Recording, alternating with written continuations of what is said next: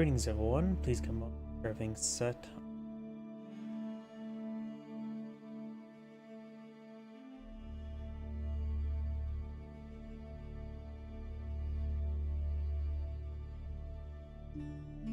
YouTube.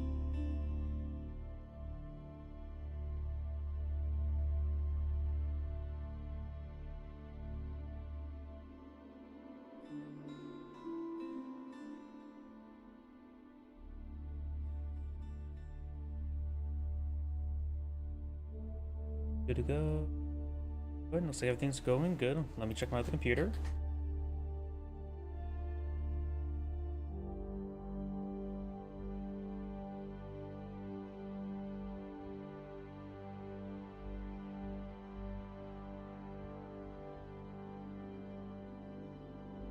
And looks like everything is good to go. So, get started.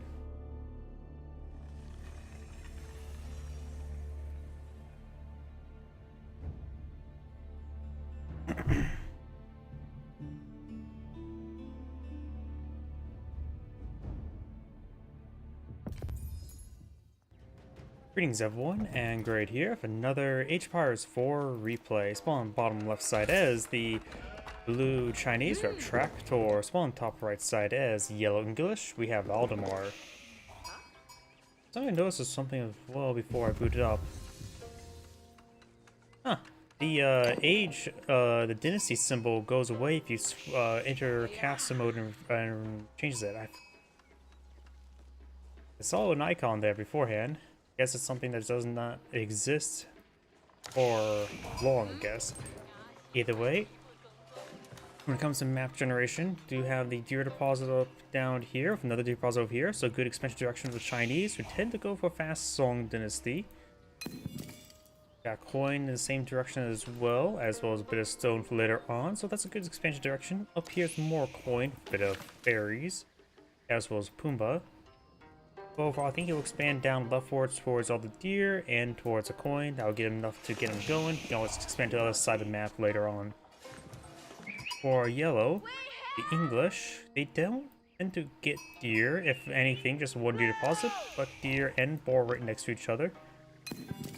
Plus a coin and stone next to each other as well. Two small stone deposits up here. A large gold and small gold on the other side. Abbey King is now being put on the field. Imperial Academy now on the way. Do we see villagers on wood or stone for Chinese? No, he's still cleaning up food and gold, so maybe he's aiming for a fast castle. Oh, the sheeple have been delivered from evil. Abbey King is still being built. Yellow's not really allowed to be aggressive. You know, those Chinese tend not to be hyper aggressive, or generally not, so you can go for a slower age up. And Yellow is actually collecting quite a bit of stone there. He's actually trying to get a second town center before his opponent, which I think he will succeed, because I don't think his opponent's going for a town center. You have two villagers on wood, now 5, a bit more, and there's the Vatican and the Sun. Of course, that's for the Song Dynasty. Maybe it's not going for the town center. I don't know why I completely skipped the thought. I said he's going to go for a fast Song Dynasty, but then I completely forgot the fact that he had to collect the resources to get the Song Dynasty. And now he's going to start progressing towards a secondary town center now. Yellow is getting a secondary town center up next to the deer deposit. And the Song Dynasty has begun, which make his villagers produce 25% faster. People down. So now yellows or blues at 1.25 town centers. Yellow's coming at 2. So yellow will take a nice little lead, though right now blue actually has more villagers. I wonder if yellow failed to build some villagers for a bit of time frame.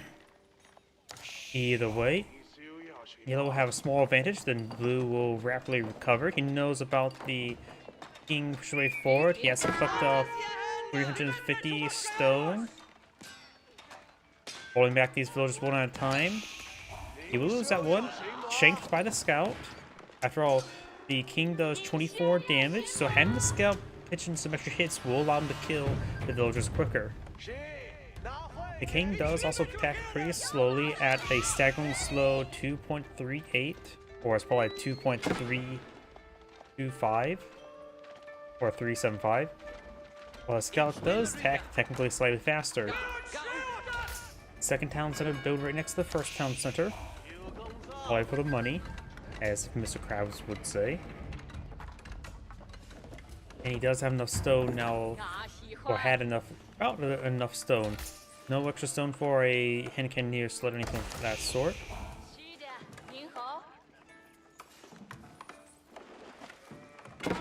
Inclined to collect the berries. Scout has received some damage. We do now have professional, or not professional scouts, survival techniques being researched. And now got some English longbowmen.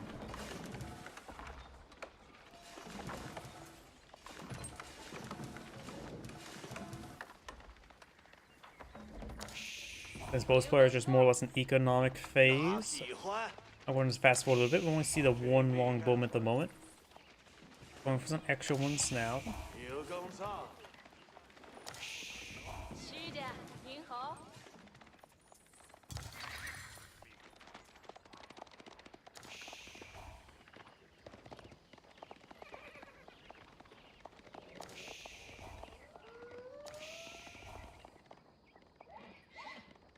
Oh, looks like Blue's taking time to herd these deer. And you can see someone went down there, so that's where he's planning to establish a resource.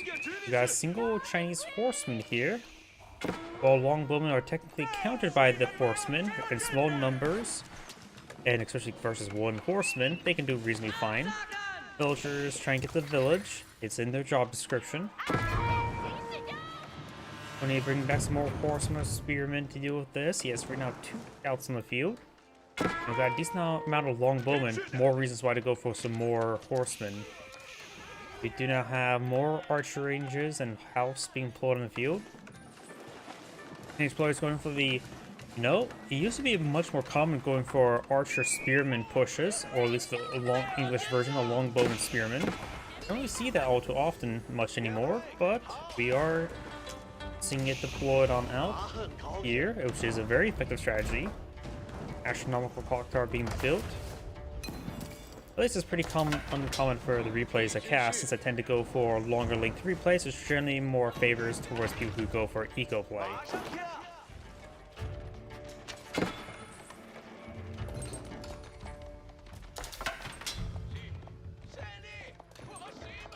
And now we have the early man-at-arms upgrade complete.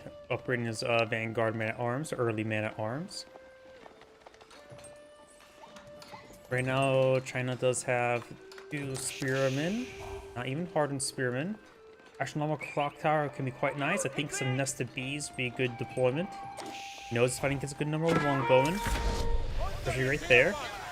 Losing both his spearmen.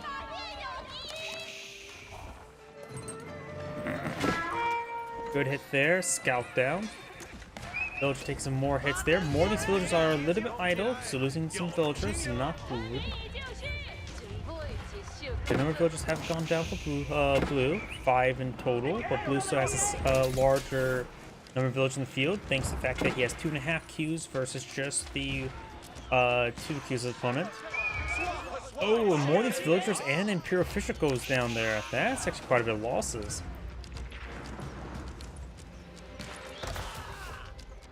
Yellow's reinforcements push right forward, but they're getting intercepted by the Vatican Sun. A little bit foolishly. Villagers migrating up here to claim this gold deposit. A couple of these ones getting healed up by the king. The king himself is quite wounded. And now got some Chinese lancers being pulled in the field. Very nice.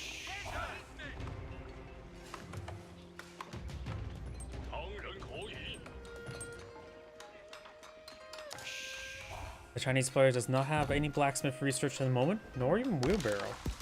Going for a bit of berries. This berry deposit is a little bit too exposed. Now, this is natural, isn't it? Nope, that's natural one. It's right there.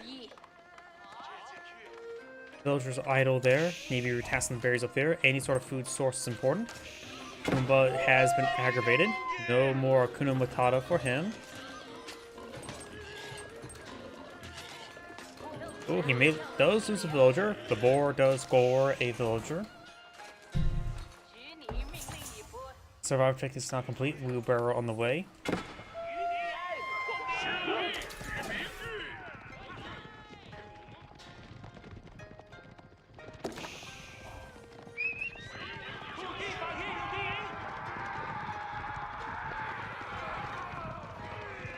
Lancer is charging way forward. Does not connect. Good hits there.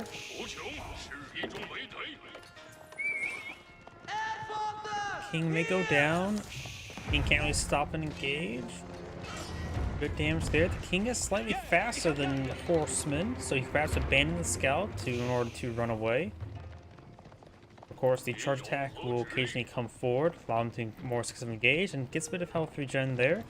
Lancer's saying it's not a good idea to just chase around the king all the time. He has to go all over the offense. He does have 8 spearmen for defense, which may be enough to for all the longbone sport. No blacksmith research. Either side, so 6 damage will do 2 damage per bolt. The king is dead. The king's palace now being built from the now dead king. Scout down, not big surprise. Chinese players employ out some palace guard.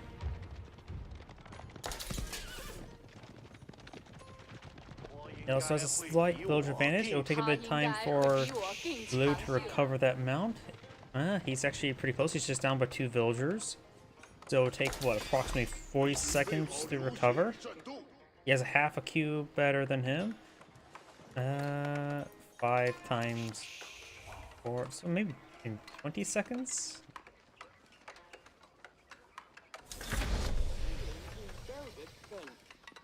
In about a minute, he will even out. A minute 20.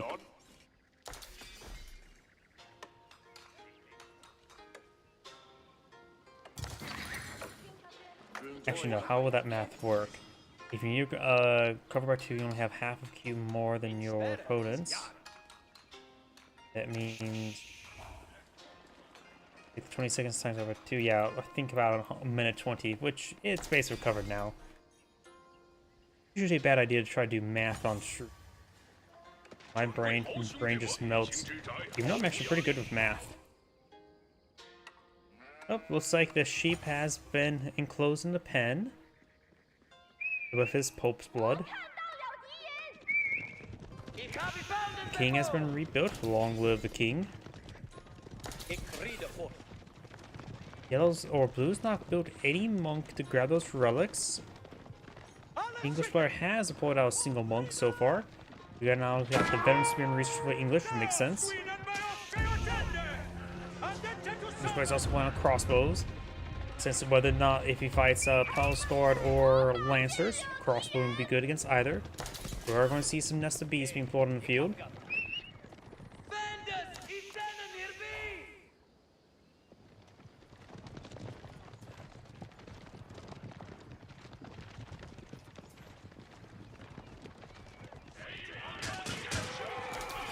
Scout down, not big surprise.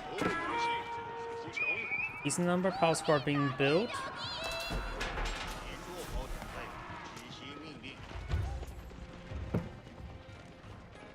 +1 range damage for the English player. The Chinese player has already got +1 range armor. Both players can stand to get more blacksmith research. And blue's now rapidly seizing a lot of wood. Almost all the berries been cleaned on up. Imperial official.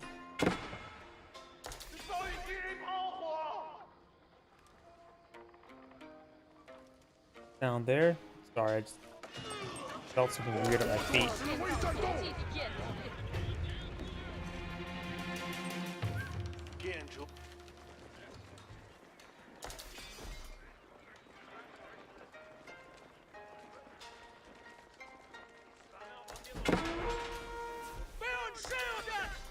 And the sensibility will go down. Now I'm so surprised we see this boar not completely obtained. He pulled back all the villagers maybe a little bit too early. Boar still has 600 food left onto it, and of course there's still a decent amount of berries here. Is he's worried about any attack onto the villagers. This is of course unupgraded. Spearmen push away forward with some crossbowmen trying to chase down the scout. And looks like some blues forces are getting cut apart with the walls going on up.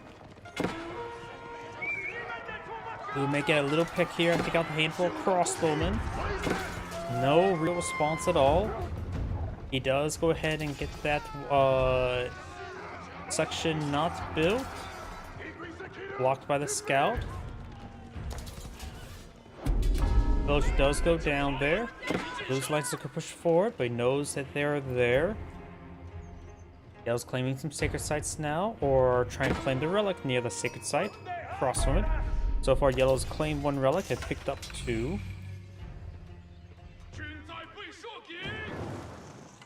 Lancers push way forward.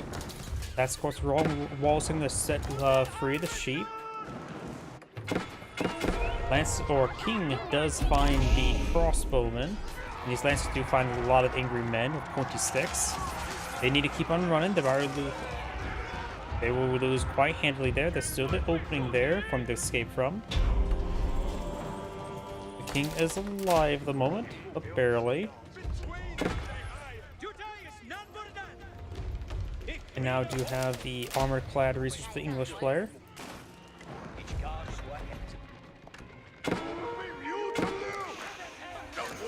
And that monk will be saved. Abbey King is getting some great health regen.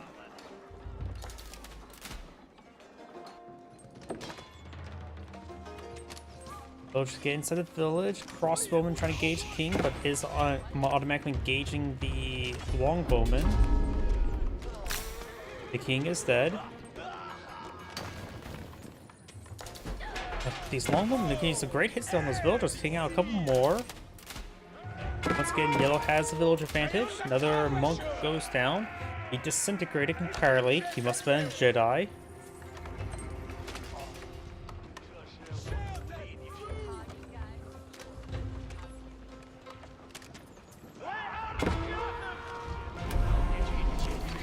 Villager there does get stabbed a little bit. Outpost is unupgraded at the moment. We've got a Springald there. Yellow's forward of a massive infantry force. Spearmen, crossbowmen, longbowmen, and more man arms being built. He has armor clad. Doesn't have a whole lot of blacksmith upgrades at the moment. Dog will come down to the siege weapons for blue. His armored force could get ripped apart. Oscars have less armor than other units, so they will take quite a bit of damage from these longbowmen, who has higher base damage to boot. Great nest of bees there, disintegrates a formation of spearmen, but he's getting hit by a Springald. Gets great hits there on those spearmen. Oscars able to push on forward a little bit more, but those crossbows still pose a problem. He's out his opponent's Springald. Yellow's spearmen and man arms part of going down. Those lose another nest of bees there. That one fired with partial volley. It was interrupted. Villager's not repairing it up. Flanking nest of bees has to get a bit of damage from the Springald, but the Springald will win. Osgard and Lancer push way forward. Those nest of bees did a job of stuff the spearmen.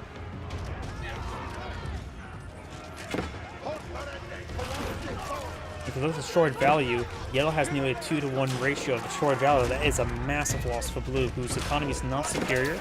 In fact, he lost a bit amount of villagers I was paying attention to. These spearmen may have been doing a bit more work than expected. Because Blue was at around over 100 villagers, but now he's down to 89. His opponent's at 115. Yellow's been fighting better and has a better economy at the moment. Usually a good sign that he'll probably generally win. Crossbowman and Lancer push his way forward.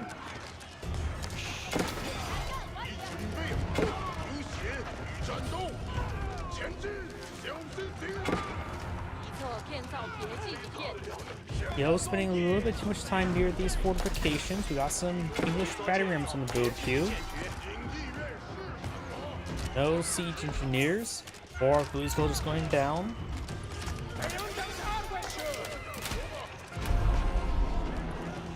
Blue's trying to pull out an emergency keep. Help him keep this land and keep his possibility of staying in the game.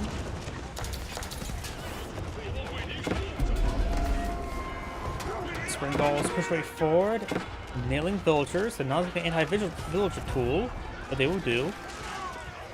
More villagers can put on the keep. He has plenty of garrison space nearby with the keep itself and the Vatican of the Sun.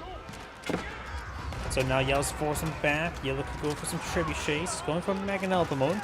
Batterings are not bad either. Batterings are cheap and effective.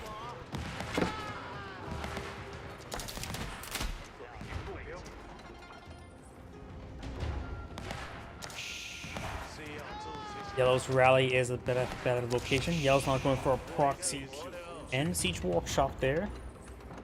Whether it be trebuchets or bannerams, both would be useful. Granted, his keep also does act as a siege workshop.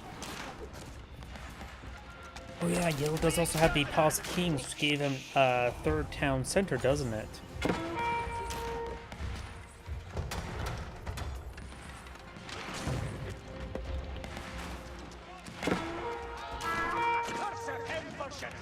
Crossbowman, man-armed spearman push way forward. Bit of damage there. And Blue does about the game now. This is great seeing. Thank you for watching, and on to the next replay. Before I get started next replay, I want to check something. Please give me a moment. There's something in my feet I just wanted to get rid of. One moment.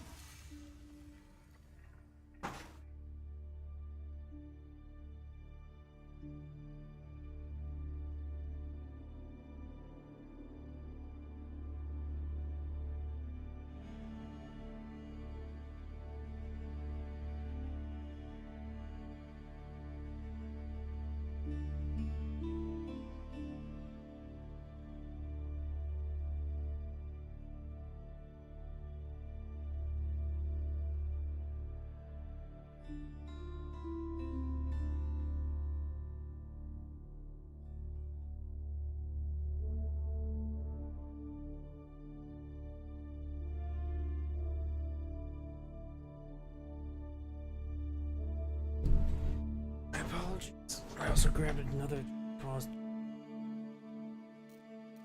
Oh.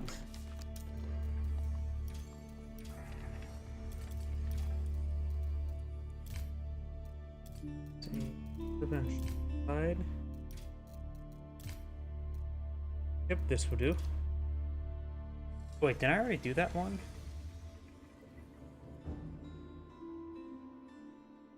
This mashup seems a bit familiar.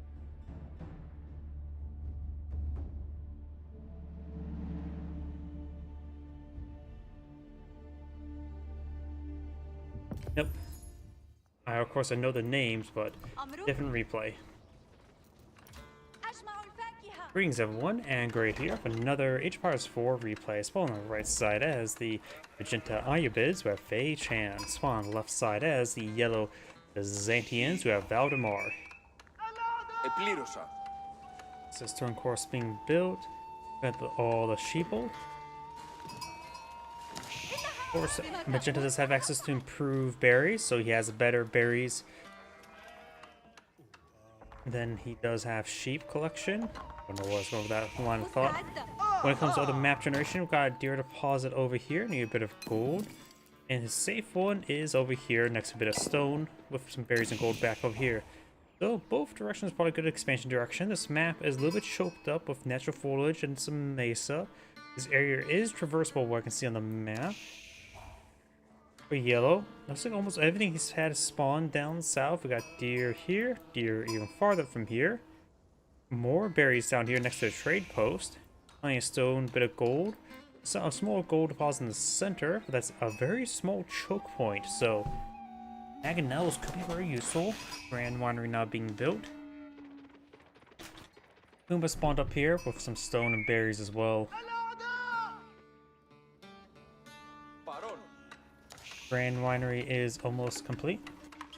Or not almost complete, far from it. And Ayubid's research is still not exposed up here in the patches. But you got Tradewing Bazaar being researched. So this is interesting. It's a little bit RNG, but we're gonna have to wait and see.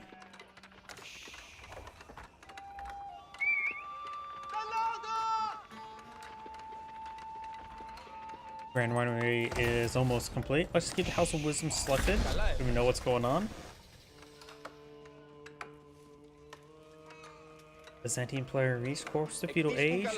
Going for another cistern and some aqueducts. A handful of aqueducts. This hub of gold and wood collection right there. Oh, and he immediately went for... this is what I can see. He has 2 traders. He's also got a round of 4 Bedouin skirmishers. And of course you have 2 traders active. It's not a good trade route. He's going for the market now to make it a good trade route. And he still has some stone, which is probably not going to be utilized. Nope, he utilizes it. 175 stone for what, 125 gold? Or 150 gold. The other exchanges are a little bit better, but stone is nice to have. He could go for a secondary town center. Don't know if going for the stone is going to be good or not, because it all depends. Does it use it in the near future? If not, then it's probably not that good of an idea to actually go for that trade. He's using these Bedouin skirmishers in the near future, as in now. They do have a bit of bonus versus all light infantry. That would be both archer and spearmen. As well as, let's see, Byzantians can also get some mercenary units. Mercenary secret eye is Royal Knight and Mercenary Horse Archer. So they would do bonus damage from Mercenary Horse Archers. They could also do bonus damage versus Magidai and Desert Raiders. He has gone for a mercenary camp. He has researched what's that Silk Road. He's getting some javelin throwers now. Those guys are also classified as light, but they would also they receive more bonus damage in return. But they are similar to each other.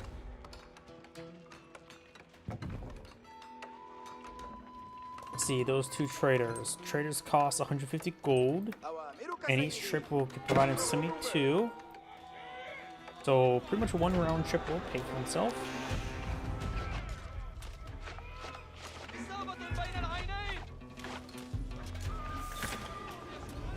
Golden Age Tier 1 active, giving a very powerful 10% of all collection rate of all resources.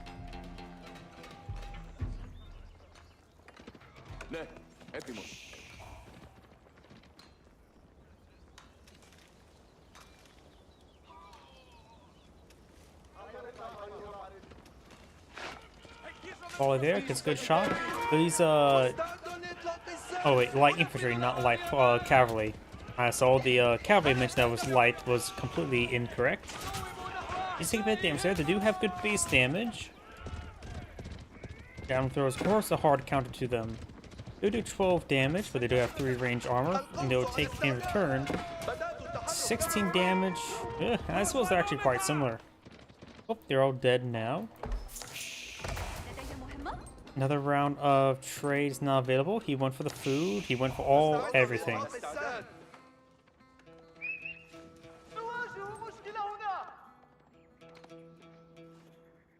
Probably the most ideal thing to get from the traders is probably the traders. Talking. For the extra wood, he now has enough wood or stone for a town center. Needs more wood, and he has a town center. Not bad. Local doggo getting some bites on the traders. You could probably send the Bedouin skirmish to deal with it. The wolf is classified as a bitey infantry. I don't know if that means they receive bonus damage from anti-light infantry. It may or may not. I guess if the wolves, if sending those guys out to deal with them, we may see it. Wolf has 30 health. So if the 2 of them two-shot it, that means they did 32 damage. But now we got horsemen everywhere causing issues. Well, that's just a scout. Got this town sort of going on up.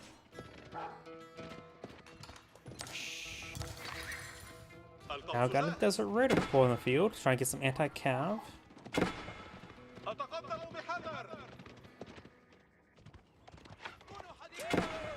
Oh, I saw only 8 damage there, which means the wolves are not classified as light infantry. They're just the bitey infantry classification, which I don't think that actually even is hard-coded in the game.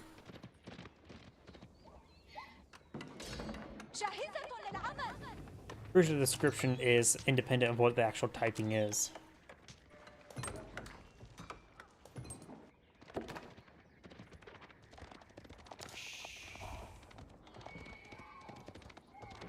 Golden Horn Tower now being pulled on the field, getting some free mercenaries. Magenta has enough gold to age up, needs a lot more food. The number of villagers on these berries now, with all the economic research as well.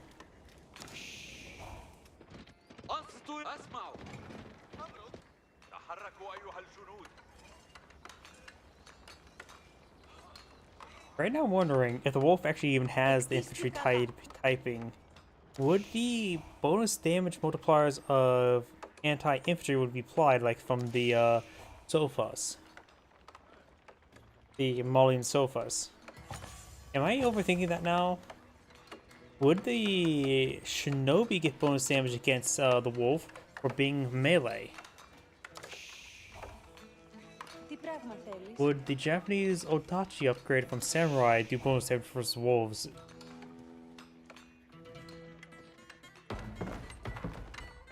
Very random questions.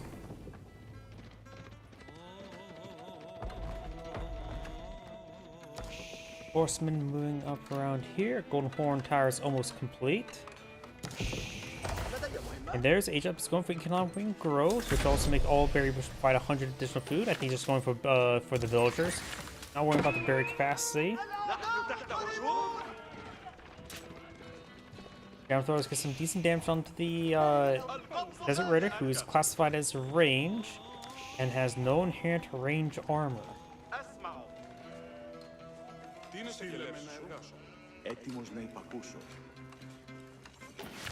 One last berry bush remains, going for many olive groves now. There's actually plenty of berry bushes around the map you can always claim up as well.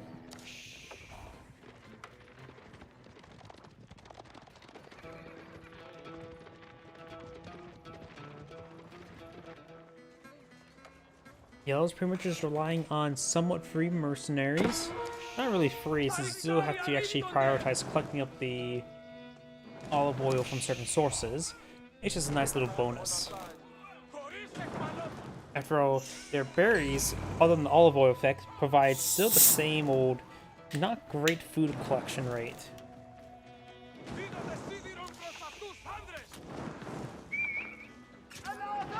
Bedouin skirmishers does get a couple of javelin throws there.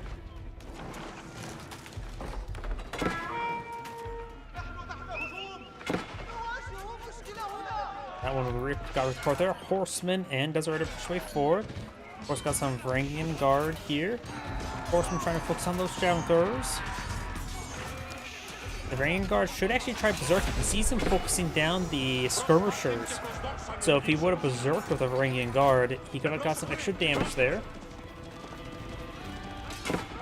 He do so require an upgrade in order to make them move faster while berserking.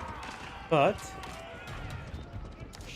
since they weren't taking since they weren't taking any damage, they should have done it. Good little pick up there, sniping some of these horsemen. Their base damage is pretty good. They are veteran jump throwers at the moment as well.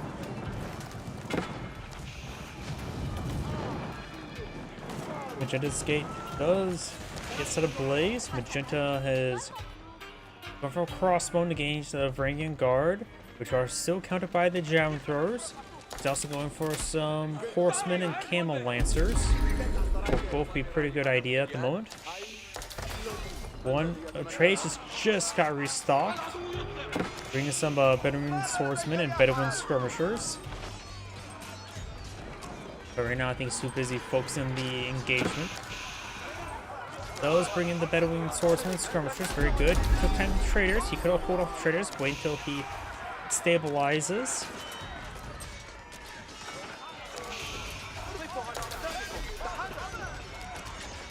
Elon's mixed on in, but he's still getting overwhelmed a little bit. Bedouin Swordsman or Dual Wielding Swordsman with +4 damage versus melee, so in theory they should do bonus damage for wolves.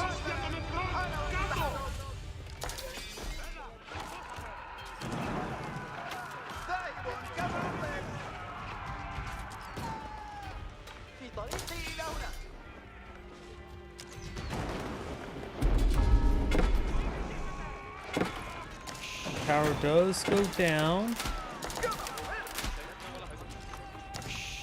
Jeddah does have a superior number of villagers thanks to the secondary town center, but it's starting to lose quite a bit of infrastructure. There's Berserking. Elam's also are the high attack speed man-arms variants, so it's maybe not a great idea to use that against the Gilams. Sorry, so no.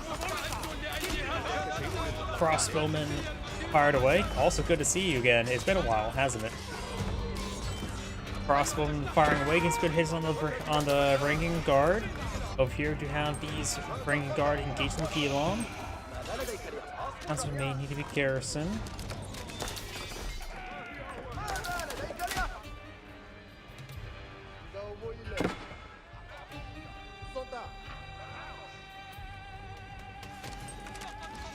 Ranking Guard taking some damage. Like I said, I'm so not your father. I don't think you have some sort of a fox kid. Wasn't that your profile picture of a cat?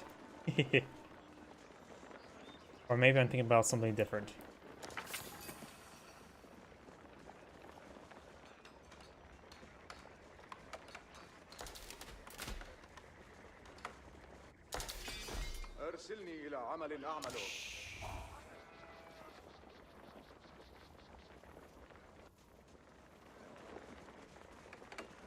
Ranking Guard and Javelin Throwers pushing away forward. Unusual composition, but it is a composition. After all, the Ranking Guard are just the meat, while the skirmishers are just a good support unit to engage the crossbowman to counter the Ranking Guard.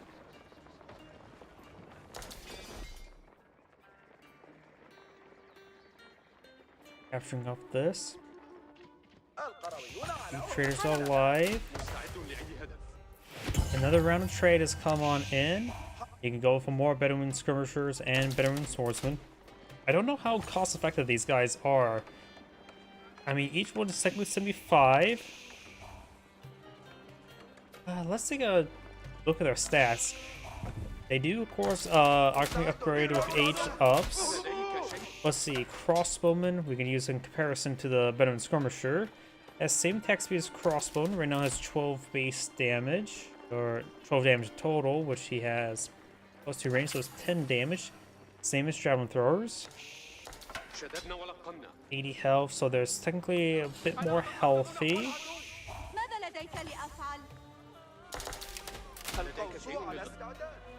Of course, they're good against light infantry, so anything you're planning to use the regular archers, or yeah, pretty much anything you're planning to use regular archers for, it'd definitely be a good way to supplement your force. Moon speed is still standard spearman speed and archer speed. +10 versus light infantry is a nice little multiplier.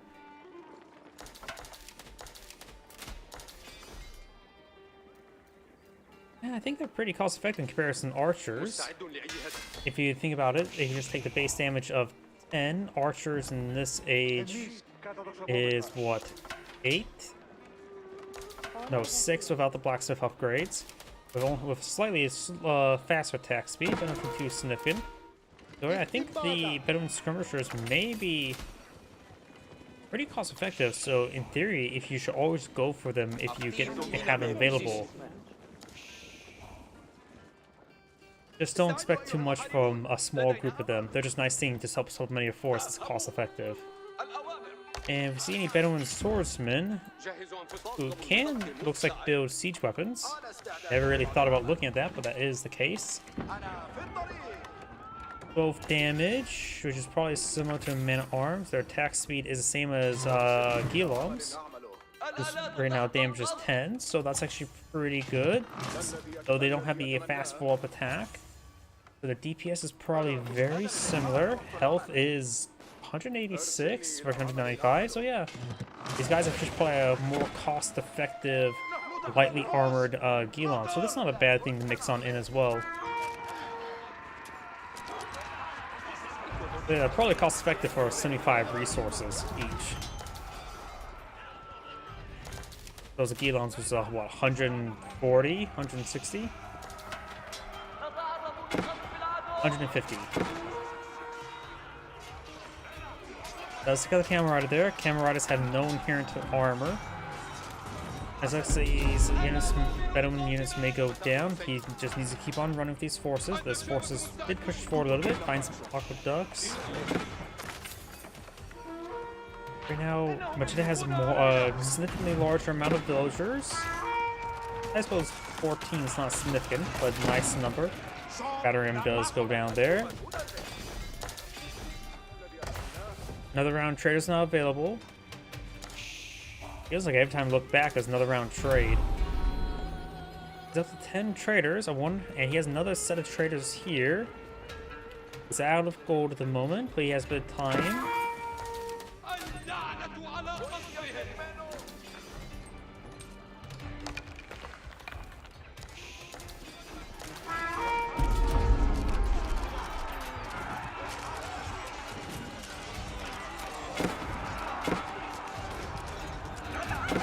Does get garrison. These units are just trying to keep a distance. These guys are berserking, so the keep will rip them apart. He does intercept this force moving around.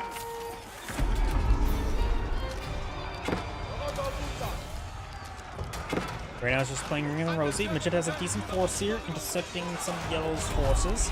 They got split up, which is not good. Allows Majid to get a lot of free kills there. Sultan's Mamelukes also research as well. Takes out a Spring Guard there. Keeps a fine way, picking out some crossbowmen for free. Bedouin swordsman engaging some of the Varangian Guard. Just backing off now, fighting against a good number of Varangian Guards. More crossbowmen are required.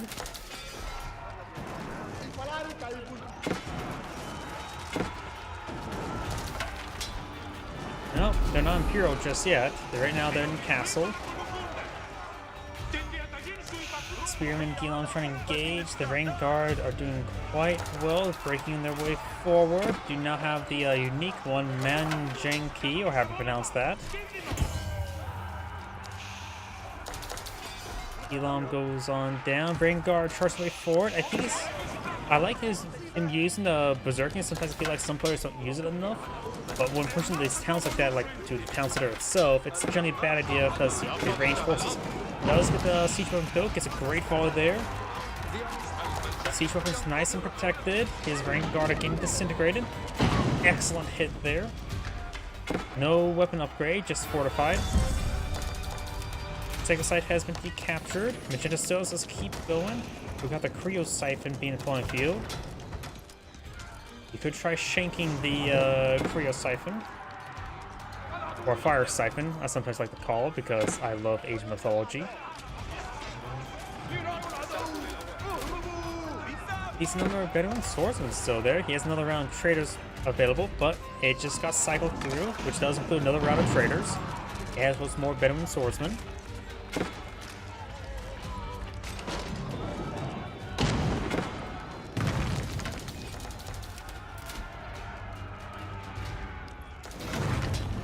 And now we got this keep taking severe damage.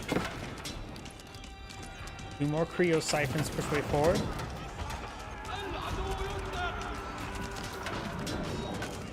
Excellent Mangonel hit there.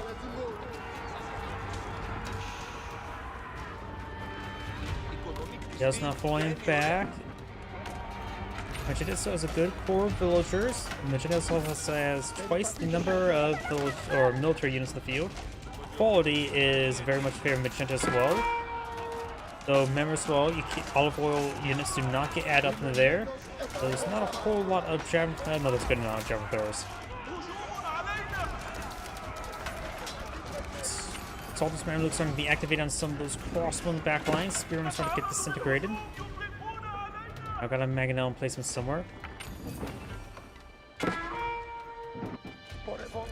Some Magenta's forces push way forward, using the free siege engineers to quickly pop down some batterams and cleave through the stone wall, among other things. This is where the Mangonel place is trying to be deployed on now. He has nothing that's really stopped the battery at the moment. He's just trying to repair up the keep, this thing. Keep it up. He will get it upgraded, but yeah, I think he'll go down. Oh, I should have canceled the upgrade. Ground throwers getting some damage there on the crossbone. The camera is deployed in the field, crawling the Golden Horn Tower. And everything else is moving over, but needed a javelin thrower still in this region. Losing a good number of villagers to this incursion.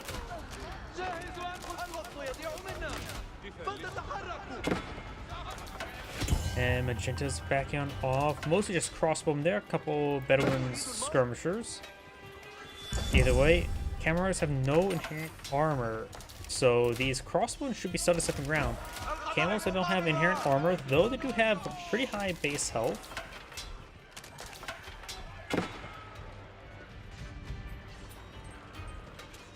And their attack speed is actually the same as a Gilam's, barring the follow-up with swipes.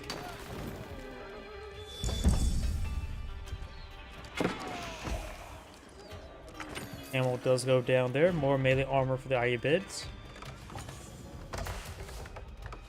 Has more Bedouin swordsmen available.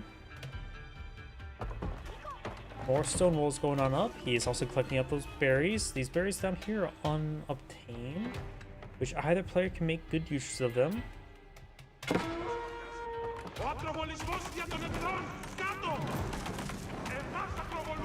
This villager may want to fall back, but we do have a keep here. Infantry 4 does manage to build some walls here.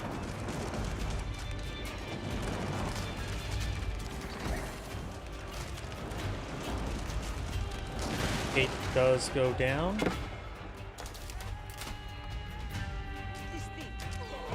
He's garrison the keep, does. We also got an outpost there for yellow. No weapon upgrade.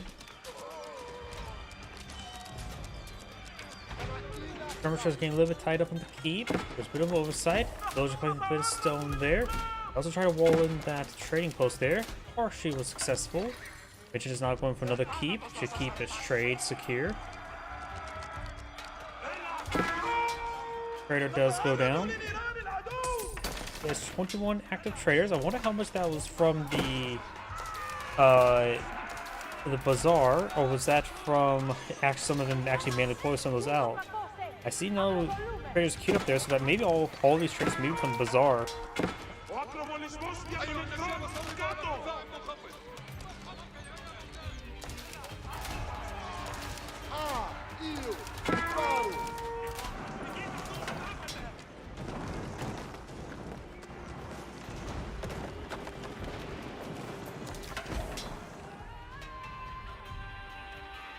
Oh, so there was a Creo siphon there. Ground throwers gonna go on down. Villagers attempting to build a keep here. And starting to berserk there. Ripping apart these villagers very quickly. They're all down. Keep does not get fully built. Rest of those Varangian guard does go down there. Yellow's trying to stonewall this trade line. He's already walled in this side and this side, so he has to break through one of these walls. Nice flame splash there. Of course, these walls are ghosted, so they don't take any damage just yet. He does break through. Good Mangonel hits there. Just push way forward through this sector, which in the course does keep his trade active. Boring engineering company now being built. Of course, will give him some free advanced research for his mercenaries. Let's see, Jumpers should get precision training, I think it's called. Giving them what, +3 damage. Ooh, great hits there by the Mangonel emplacement. Let's see, what else the other thing is? Camel Riders, they'll get the additional camel buffs, like increased camel armor and the camel support. And the last one is, what, the Grenadier? I don't think they get access to anything special. But Grenadiers are still pretty nice. Pushing the IB players mostly pulling out infantry, but do now have a good number of horsemen here. More horsemen being brought in, so probably good idea not to pull out grenadiers.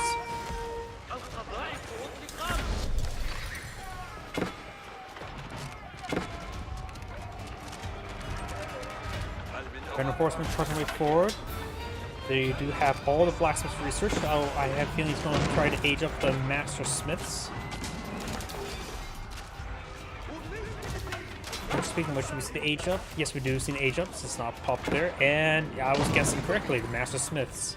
This will immediately get him all of his final blacksmith research, which tend to be a little bit more expensive, so it will save him a pretty penny.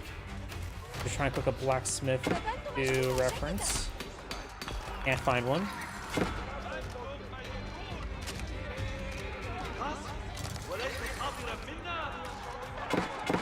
So we're gonna take some damage there. Got a couple of the skirmishers way over here as well. There's the age ups. Ah, yeah, I could just highlight it there.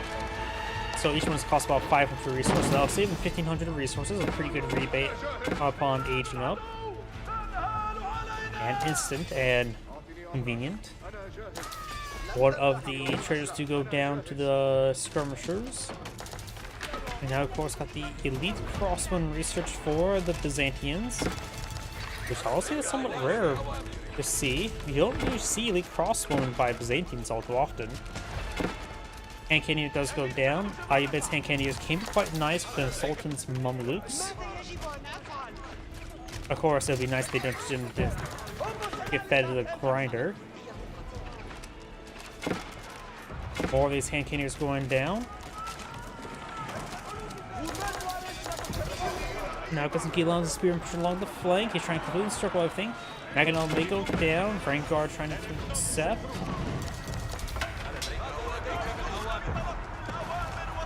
Maginel now took a hit, but not getting hit. Majid is pushing forward with now the rest of his forces, and we'll be able to get the Maginel there. Bombard or cannon fires away, destroy the mining pit. Maginel push forward. Oh yeah, these are Royal Cannons. The Foreign Engineering Company. Oh, not Bombard. Maginel will go down. Royal Cannons take some damage.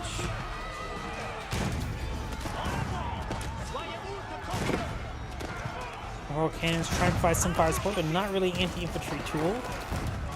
They're anti-structure. They tend to overlap a little bit too much with the Foreign Engineering Company's weak POWs. Massive bees on the opponent field, that should be very useful. They may be over-investing these Royal Cannons. This is quite a bit of investment. 900 olive oil times what? 3 was the opponent field, so he spent 2,700 olive oil on those Royal Cannons. But he probably could have really got Nest of Bees and deploy out a swarm of them. Bombard being pulled out there. And we've got the keeping satchel over here. Now this is where the Royal Cannons will be useful.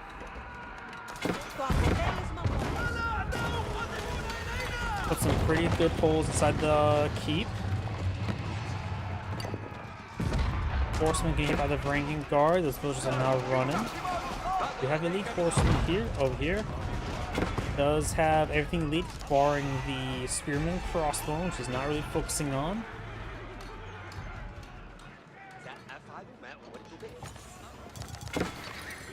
He does need some spring galls. He doesn't. Ayyubids tend not to rely on siege workshops because they can just produce on the field. They have free improved siege engineers. And so he has no real way to quickly get a spring gall queued up. Does hit up the Nest of Bees there. And Canadians push forward. Sultan Mamelukes really does affect him quite nicely, getting up to 44 damage. He does not have chemistry research just yet.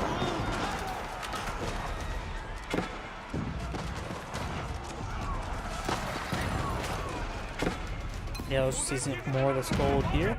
Richard has his villagers down here. Not much gold left there. He does have a handful of traders. 21. 23. The Bazaar providing a good number of traders at a reasonable rate of 150 for 2 of them, effectively 75 each. There's Ayubids as well as Abyss Dynasty already has discounted traders, so even more discounted traders.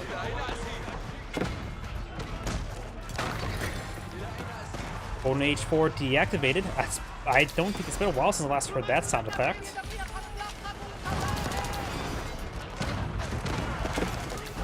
So now it's back to Golden Age 3. And those one gets cheaper siege weapons.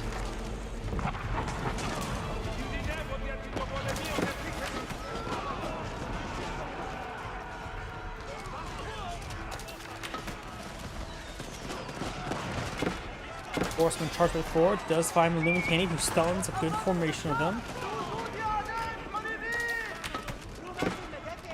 Don't see Incendiaros just yet for yellow. You may want to get that. Does Incendiaros affect javelin throws? Or assume so. But I'm not for sure. Couple hand cannoneers push forward. As soon as the other infrastructure go down, Gilong's push forward some hand cannoneers.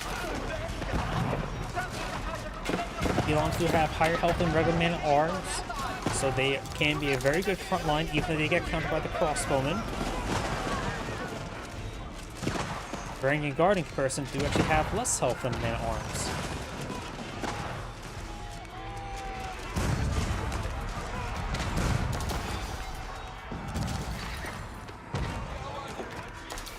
Damage there. Forcing push away 4 against the damage to these crossbone. Yellow's pushing a big wave of villagers. He's trying to get it forward, keep going. Got a massive wave of reinforcements there, but of course he does not have Siege Workshop, which means he can't fuel up any siege weapons. He has to build them. This keep looks like will be built. Don't see enough forces here from the Magenta to stop it. Yeah, it's a decent amount of wood, not a lot of food nor gold. And Magenta is back of the game now. This Anchor 8 saying, thank you for watching, not the next replay. Before I get started next replay, I do need to use the restroom. Please give me one moment.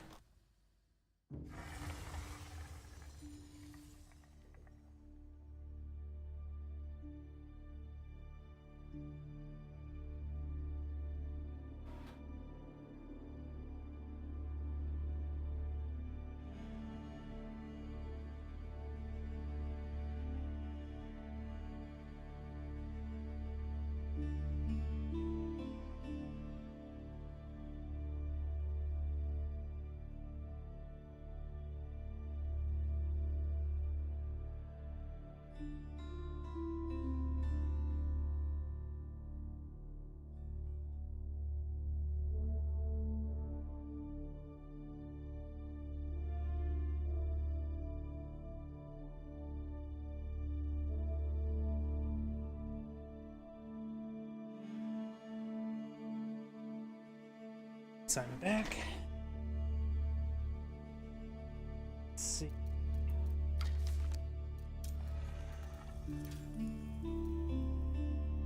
Plugging out. Give me a moment to get that out.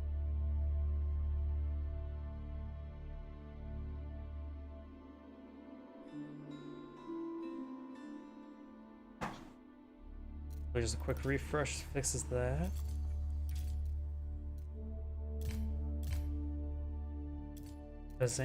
Mirror. I'm not a big fan of mirror matchups. Oh, English versus Ottoman.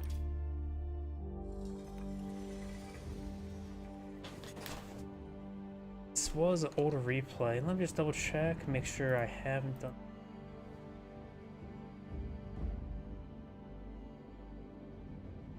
And I published one from Valdemar. Why? This one should be good. Greetings everyone, and great here for another Age of Empires 4 replay. Spawn on the bottom left side as the blue English, we have a 4 name. Spawn on the right side as the yellow Ottomans, we have Valdemar. Don't see any hope. We got some gold being collected up. Does not go for a round of stone just first. Does not eyeing for an early military academy.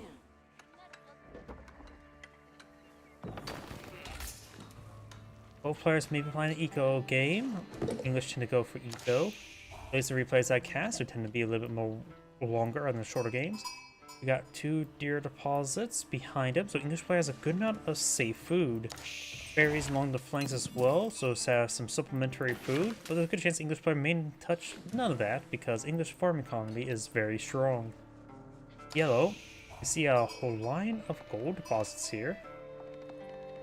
We also got a bit of berries, but of course Ottomans, even though it's Islamic, they do not get improved berries. So they're just standard berries, so they're on equal footing. Got a decent amount of deer deposits here and here.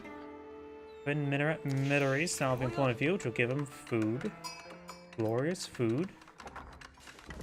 In blue, he's going for the Abbey King, so maybe just use that initial free king to apply some pressure. Done.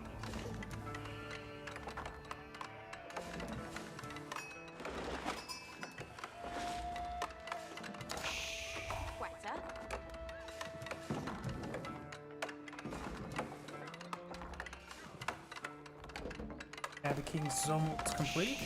He's rapidly doing some villagers, so he's maybe eyeing for a bit of aggression. 4 villagers building the twin minaries. Of course, that is an adequate number of villagers to collect up those same berry deposits.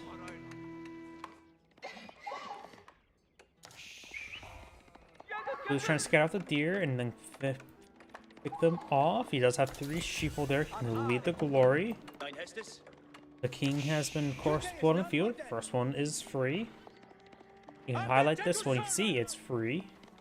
In fact, this one will provide 0 experience to Jean Arc, while Jean Arc will, of course, then get experience from the subsequent kings. While he deployed on the field, a heavier horseman. Does 12 damage, as opposed to the king's 16, but does have really slow attack speed. Villager does get stabbed. And does get a quick stab there. He really pursued that villager, I think.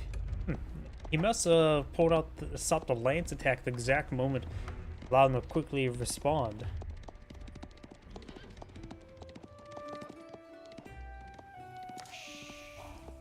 Either way, we do now have some Sipahi pushing their way forward, trying to find some of these villagers. And right now the English players just collecting a lot of food and wood. Got the town center going up next to the gold deposit. Good hit there on the villager.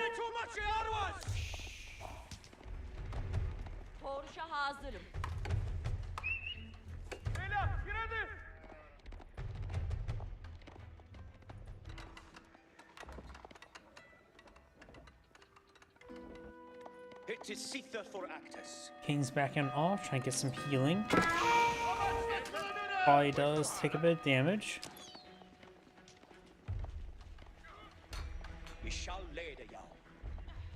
If the mining camp's still here, that's a lot of surface area you can collect up from gold from. Don't need to build anything else. House and outpost here. No military academies just yet. Military schools. Not getting his free units.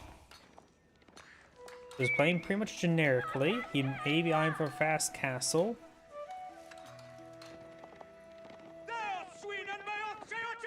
Horsemen are being pursued, or not horsemen, scout. The king does move faster than scouts and horsemen. But Sipahi do move, or not horsemen, and knights. While Sipahi does move faster than that, but slower than the horsemen. Sipahi now engaging the king. A lot of firepower there. The king could just fall back to the abbey. Has excellent health regen capabilities.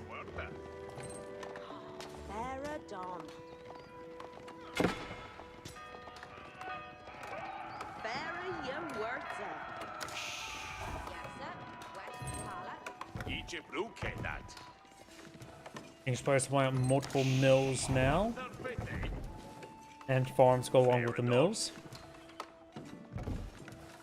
English player, I'm not sure he's trying to age up with the Abbey Kings, the White Tower. I have a feeling it's going to go for the White Tower. The White Tower perhaps right there. The English player has quite a bit of natural foliage here.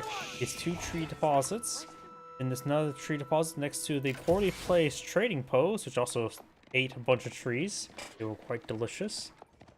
Up here is where he has more open ground, but even then, he has some small spots of trees to make usage of. So right now, the English player has a unusually defensive spawn. The Ottoman player does have this tree deposit, which does provide some natural cover. One way over here does provide some, at least makes it easier to build some walls. But not as defensive, but it does mean he also has an entire tree deposit that can be walled in.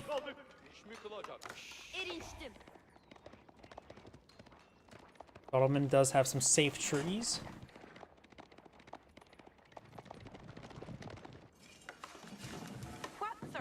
Oh, English player's villager is starting to get a little bit idle there. It does not have enough wood for farms for all of them. Head Imperial armor now being built. The king and scout pushing away forward.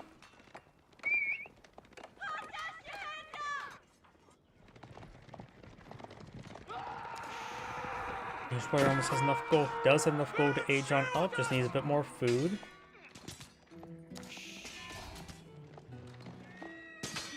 If he's realizing what's being focused down, he can have the Sipahi that's not getting attacked utilize Fortitude. Does take out the king without losing any Sipahi. Very nice. He does get 2 imams left from the vizier.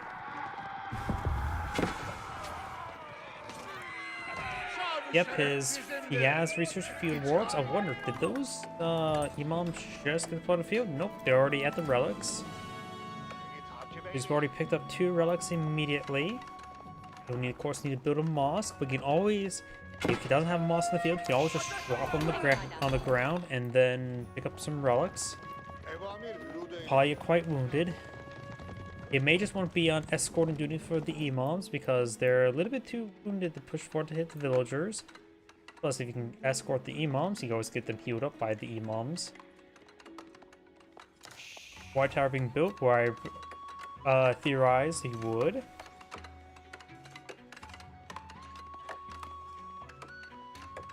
You'll probably deploy some knights from the White Tower. Of course, the king is dead. He's not rebooting the king.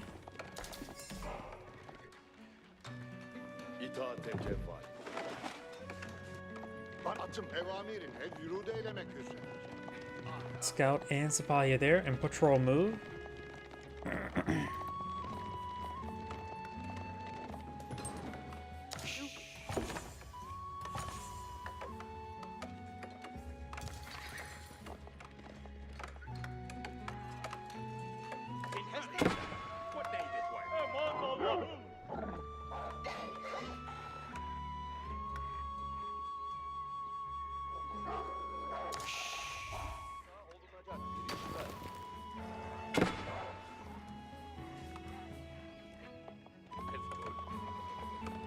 Got a handful of spearmen and a crossbowman here. How wounded those Sipahi are, it's probably not a good idea to charge for those units. Yellow's picked up a 3rd relic.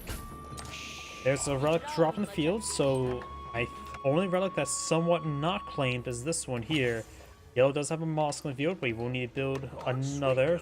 As mosques can only, as well as monasteries, can only support up to 3 relics.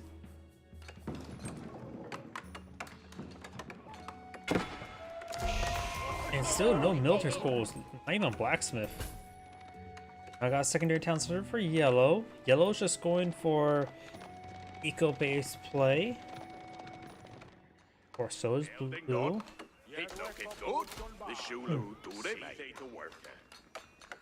Hopefully, I want to see from the Warngard Palace from Blue. Because Warngard Palace, in my opinion, is a bit more fun than a very powerful static emplacement. See Sipahi, generally feel like the Ottomans gonna go for Sipahi Janissary with some great bombars mixed on in. Sipahi would be countered by the Warngard Footmen, who do bonus damage versus cavalry. Plus, the Warngard Rangers not only have good range, but good also would be pretty very useful because the Janissary is able to range them 9 to 3, 3.5.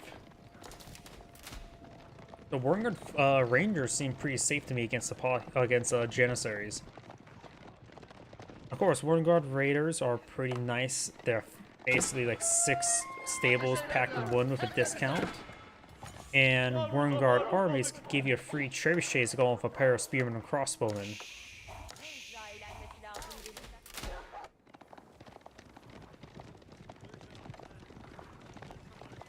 Both players pretty far from aging on up. Asakir, dakik olun. İcra ile. 4 relics have been claimed by yellow, the 5th has been picked on up. Arzun nedir? So you will claim every single relic. Harekete intikal eyle. That relic gold will go a long way. Asakir, benimle. Okay, looks like we're gonna start seeing some military schools being built now. Go for blacksmith here.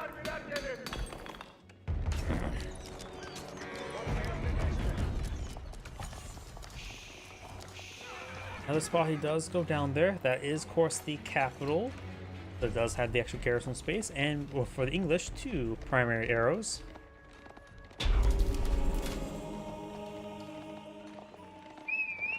Düşmanları buldum. İtaat Allah menzili ilare eyle.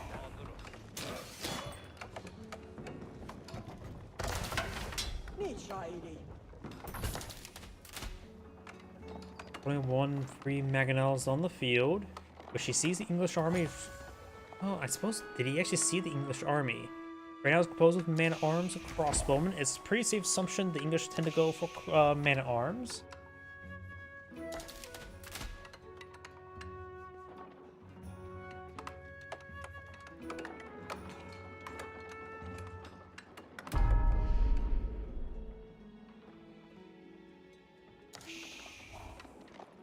Atım zinledim ve hazır. Handful of spearmen there. İcra. Armor clad being researched. Maruz kaldım. Eman Allah'ım.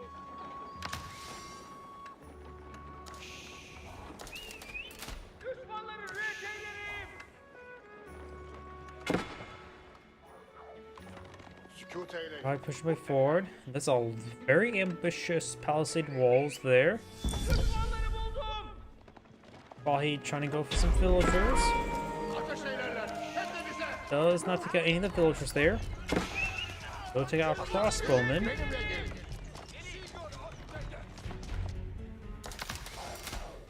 Local doggo demands head paths. The mom's not providing them.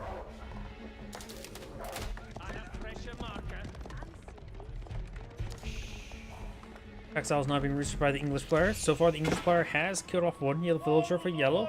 Yellow has not been able to score a single villager this game.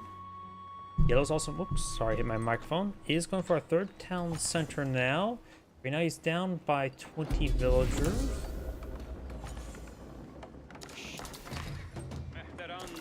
More metros now being pulled on the field. Right now, the English player's on 2 town centers, so 1 town center to catch up by 20 villagers. That'll take, what, 20 times 20 minutes, so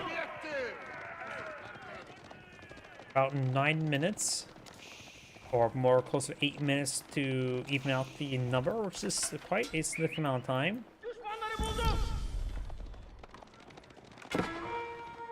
Andrei Pazda.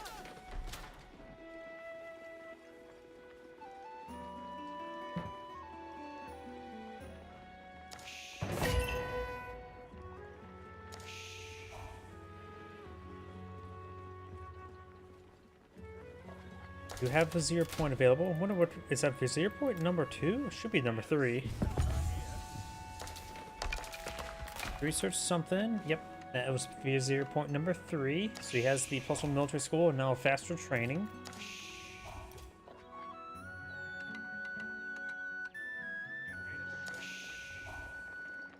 Trade posts are not exactly a great spot on the map, so if he wants to go for better trade, he may need to pull out trading posts right around here. Even then, it's not super great. Yellow's also eyeing for an ambitious amount of palisade walls. Man-at-arms push way forward. They will find some palisade walls. Maybe this villager here. Man-at-arms don't have really great vision range, so may not have seen that villager. It'll take a bit of time for that villager to build all those walls. Now these palisade walls are starting to be torched down.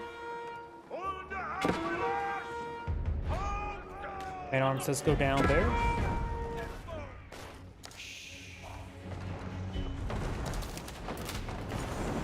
More palisade walls being built. It will buy him some time. He started repairing up that one wall segment, but he's designed for more walls. Somebody in Japan. Of course, we got these forces pushed forward, just inside town center. Does not get all the walls built, so Spearman will stab some of these villagers. Cancels on the wall segments here, left his villagers away.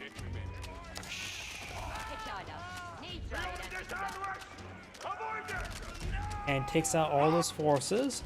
Who's now falling back, or pushing forward. That word. Pardon Spearman and Metro is trying to pursue these man-arms. There's a handful of crossbowmen here.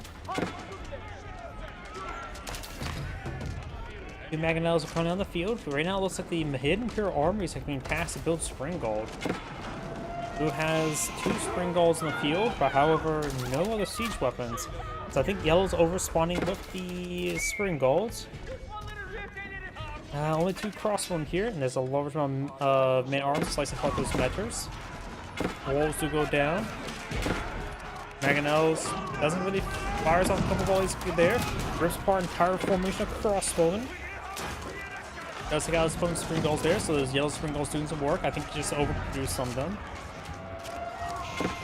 His body comes charging forward, trying to hit some of these other units. And for a crossbow there, one meta does go down, the other one does fall back in time.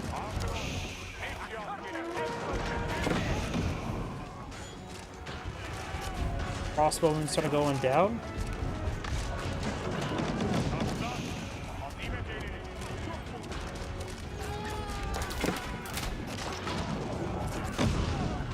Great volley there on the crossbowman.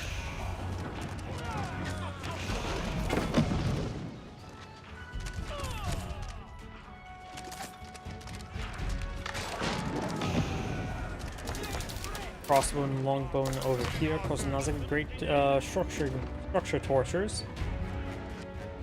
Villager over here looks like was interrupted.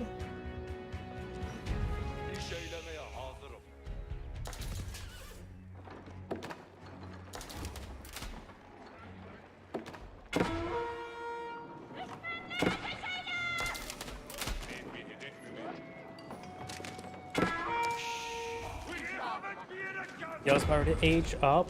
Probably go for the Istanbul Observatory. Probably will not go for the Sea Fortress.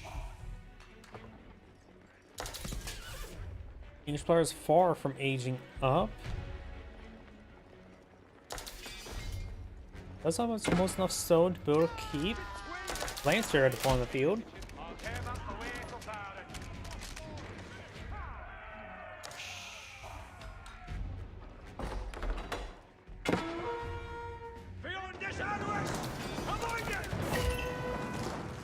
Large round of walls not being built.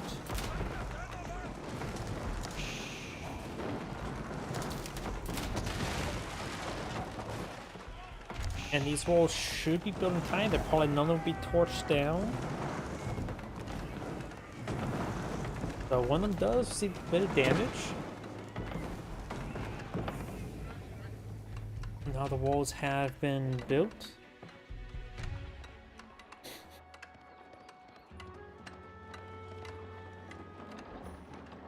Istanbul Observatory now being deployed on out. Each player is very far from getting out his age 4. He does have a much larger army than his opponent. Springald needs to get running. He's going to lose some. Loses 2 of them. Mangonel does a pretty good volley there. Crossbowman firing away. Yellow has a good defense position. Blue's army is having trouble breaching the walls.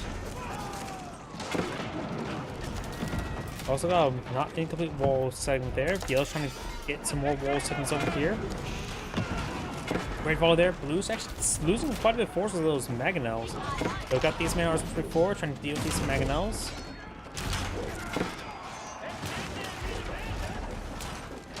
Chelsea does save the Mangonel, so we've got more force on the front line. Just keep on running. Mangonel is still light. It's getting able to heal by the Emom. That's what's healing it up. Not a villager, not Janissaries. Emom does take out the Mangonel there. Got a Metal here, Cephalian Man at Arms engaging. Now yellow is aged up.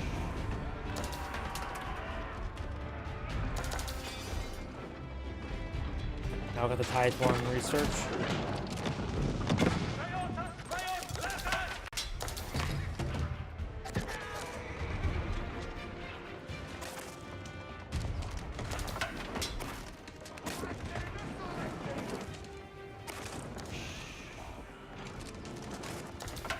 Horseman charging way forward. Got a nice little wall breach here from him just chopping down trees. So blue can actually enter here. I don't know if he realizes it. I think a little bit of stone here.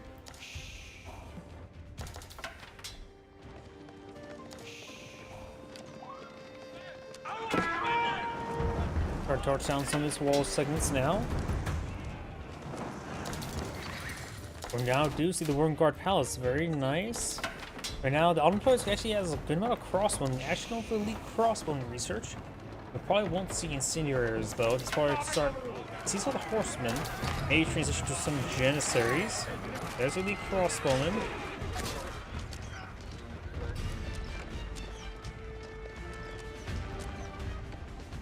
Good number of farms have been built there, but the Horsemen are breaking their way forward.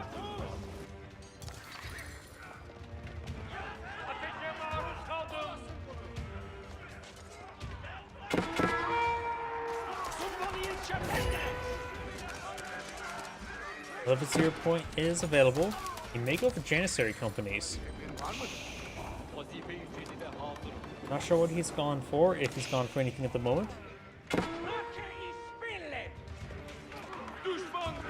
Now with these horsemen here, engaging these forces, let's see what sort of Vizier he's going for. He's not stuck his Vizier. He's actually gone for the very rare Siege Crews. That's interesting. I do like it. I just wish it was changed from requiring infantry to be garrisoned inside to increases the siege weapons population by 1, and then apply the effect of also applying the effect as more of an automatic thing. But now his siege weapons, he's got a siege-based army here, which is actually pretty rare to see.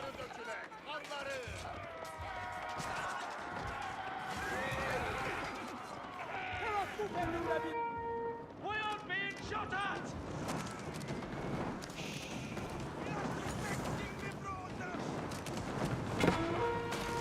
In a leaky bay shot!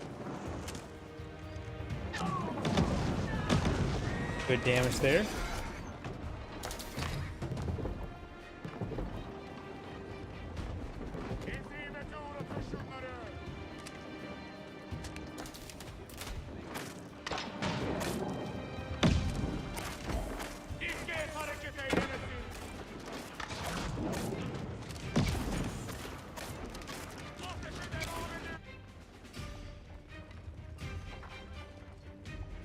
There's a small force push way forward. Of course, there's stone walls there.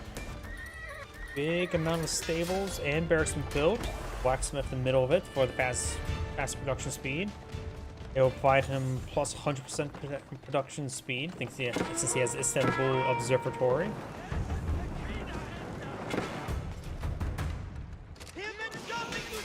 Yep, they are being built at 11 seconds. I think the standard speed for man-at-arms is what, 20 seconds? That one's also affected. Some of these villagers are going down. Wait. How did he... Okay, this must be a little bit bugged. He somehow squeezed on through here, didn't... Yep, you can see that unit sort of bugging out right there. I wasn't really paying attention until I realized, wait a second, he each walked through a wall. Which occasionally can happen. Villagers go down there, yellow's down to 105 villagers. Elite army tactics and Grease Axe has been researched. I just realized there's a whole bunch of siege weapons here. He's not attacking with Mangonels, but no oversight. is Springolds are largely garrisoned and ungarrisoned. Now the siege weapons should be its attack speed is very fast at 2.34, almost hand cannoneer attack speed, with almost hand cannoneer damage.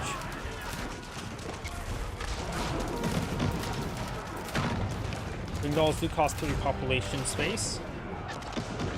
But don't get any funny ideas trying to replace them as your main late game army.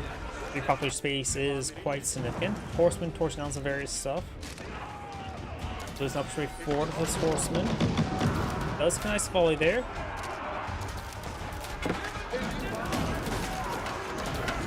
Some of these Maganos and other siege weapons are going down.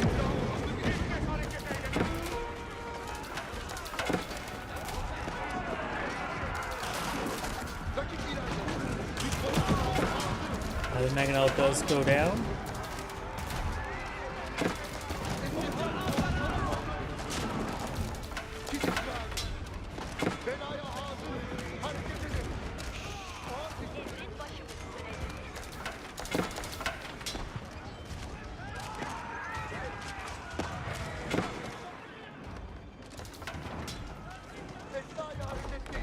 House of Gate taking some damage.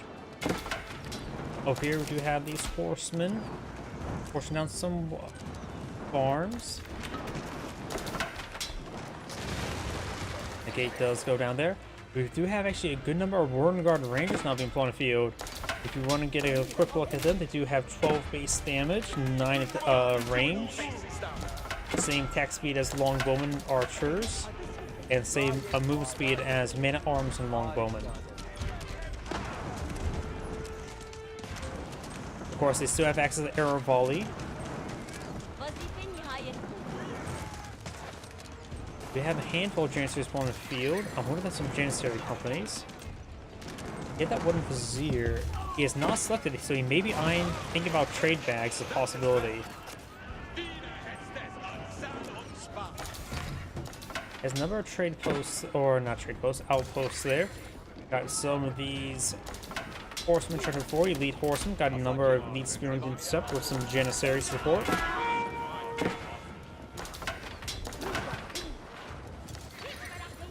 Horseman Charger way forward.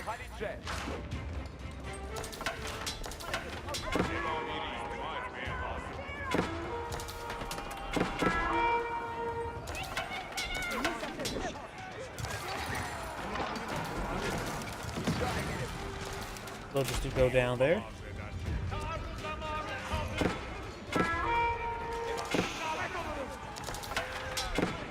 The damage there, so we're taking those all out.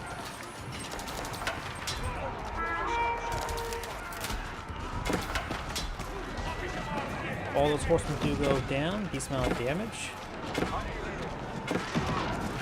Got now Veteran Sipahi or Elite Sipahi research. We're hearing more and more good numbers. He has 40 Spearmen on the field, as well as 10 Sipahi, 20 more Sipahi on the build queue. He also has some of the rare Revoltments to float on out.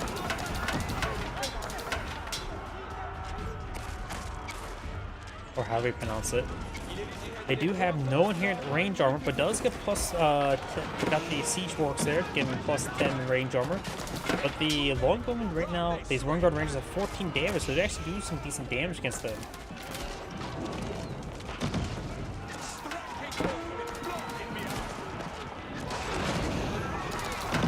Great follow there on the Vanguard Rangers.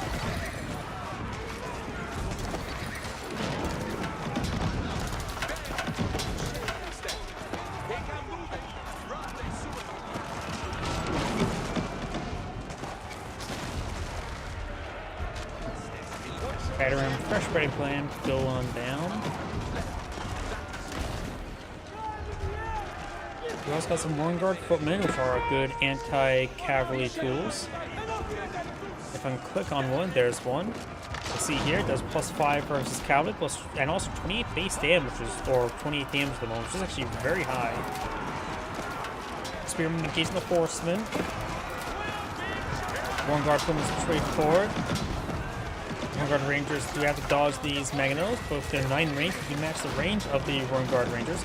The villagers being ripped apart by the Paganels. Oh, well, looks like Blue's army is getting countered. He's fighting against Spearman Janissary, which just rips apart those horsemen. The Vanguard footmen without there in large enough numbers. Some of the horsemen moving around. He does have elite knights. Don't know why he went for those. Didn't really build knights in large enough numbers to warrant that, I would say.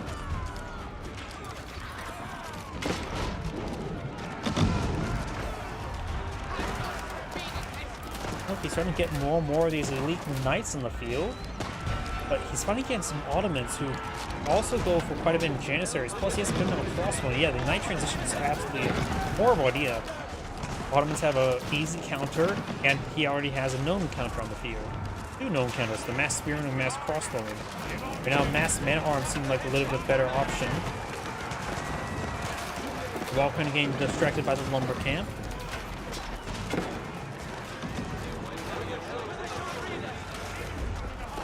This keep still here. He also needs those for more of his own spring goals, even though these ones are supercharged. The attack speed can, of course, get a little bit faster than nearby Niter.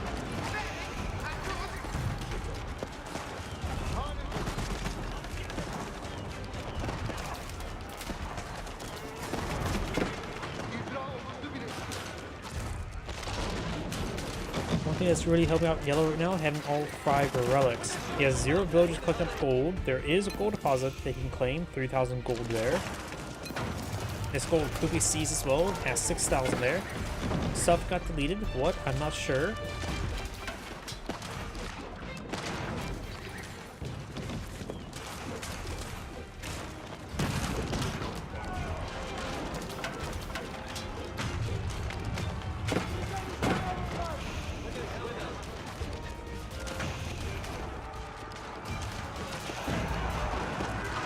Probably push way forward and give him a horseman.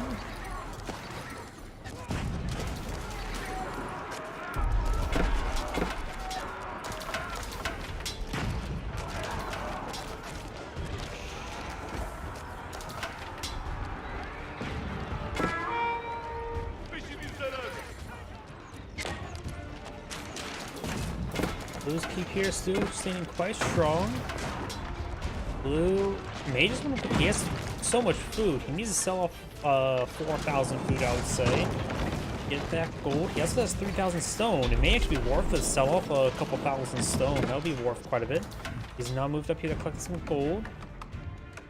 Yeah, please selling off a couple thousand food would be a good idea. Village is also engaging. Now Yellow has a staggering of 76 military units field, which opponent just 47. Does has a much higher quality force as well. Nothing on the build coup for Blue. Not a pop cap as well. He needs. Okay, so I'm gonna go for more horsemen. I think he should generally get a lot of Vanguard Rangers. Keep that queue going, because right now they would generally do very good. If he looks at his opponent's force, he realizes there's not a lot of supply here at the moment. Those villagers may go down. He also, maybe something he's got with the range, he got those knights from is probably the Vanguard Rangers, or Raiders. Which is a slight discount army with very fast production speed. It only takes 25 seconds to build that queue. But effectively is basically 6 stables. Faster for the knights. Not on par with the horsemen. Probably close to 7 stables. Greens or blues now mass transition to man-arms has 43 queued up. Got the Great Bombard firing away. Of course, the improved attack speed really does go a long way for him. Vanguard Palace taking some severe damage.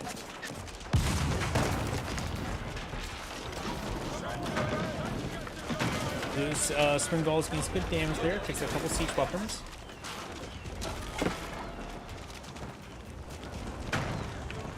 Vanguard Palace has been saved. He could task a village or 2 to get it repaired up. Blue does have also a number of hand cannoneers. He's queued up 5 Vanguard Raiders.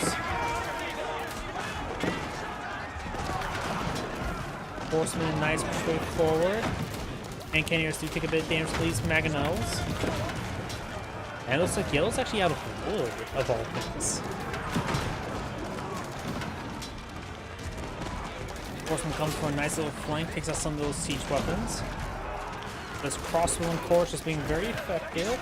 Another Wormguard Raiders.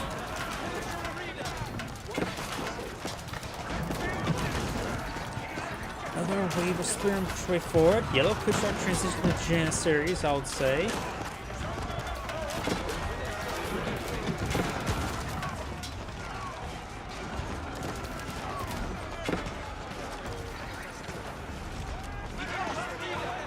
And I'll start to fall back off some of the Spearmen here, push way forward.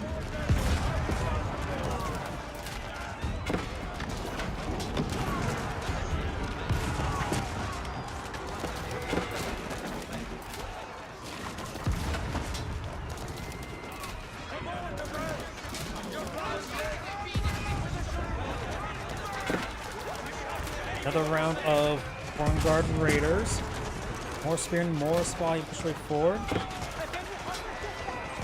It's still, okay, Yellow's starting to build some Janissaries now. Yellow's reserve of resources has been consumed. Blue also consumed all of his food. He must have sold off of quite a bit of it. He still has 3,000 stone, which he could sell that for a pretty good lump sum of cash. English farm economy is pretty nice for food collection. Okay for gold collection, which is better than most of the farm economies.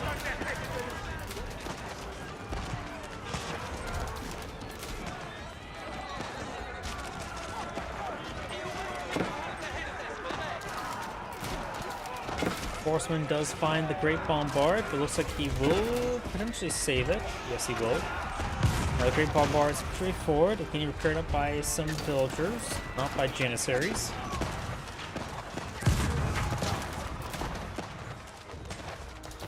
Blue has a small stockpile of gold. Yellow has ran out of wood. Again. Well, the Great Bombard has plenty of health to work with at the moment. He probably, if he needs to soldiers on the front line, he can build a lumber camp there, but right now there's plenty of gold, which is also another important resource. Wormguard Palace takes some damage. He's getting some more Wormguard footmen. I don't know, has Blue researched incendiary arrows? No, he has not. That could have been very useful for those Wormguard Rangers, who are, what, at 15 damage at the moment?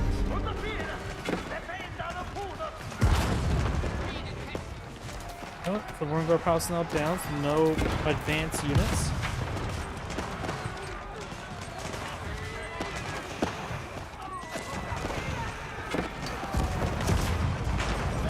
Blue's Bombard does take a nice little hit there. Yellow's Bombard's on 30 health. Unable to finish it off. Blue's Bombard's also pretty wounded. Cannoneers are holding. Blue is still low in food, has a small amount of gold reserve. Yellow has a modest reserve of resources as well. I think what's really helping him out as well is those 5 relics. He does have Tithe Bar, you can see by the 50 stone income.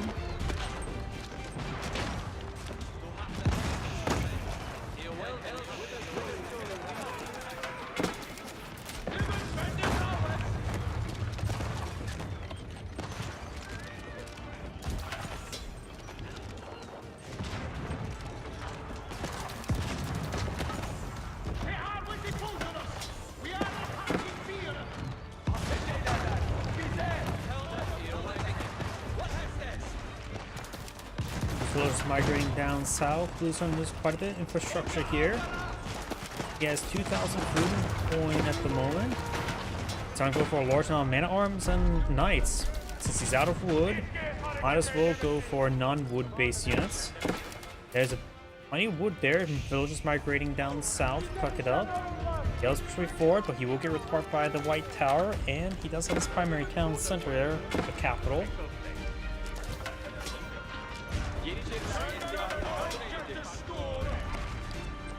Multiple Great Bombards been pulled up by Yellow now.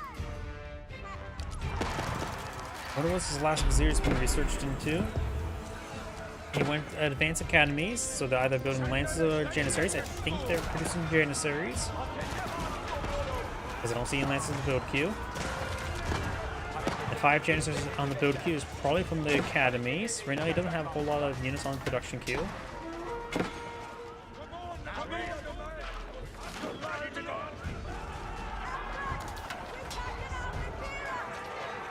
Those units do go down.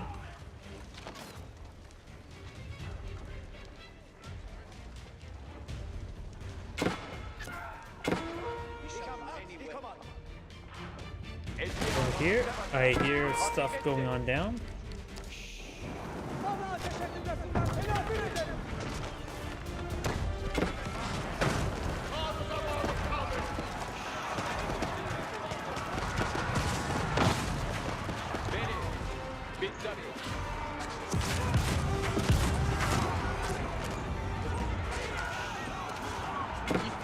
These horsemen push way forward, getting some good damage.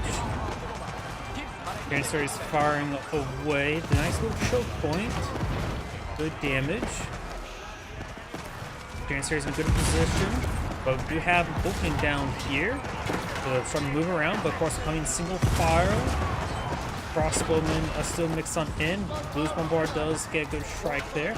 Just trying to back away those some of those units. Janissaries still firing away. Spearman pushes his way forward to his opponent's Bombard. Those trying to repair up that Great Bombard. Looks like the Great Bombard will escape. Man arms not only have to deal with the repairs, but also have the villagers just in their way. The ball point needs to be a move forward, start gutting down those man arms. Good volley there.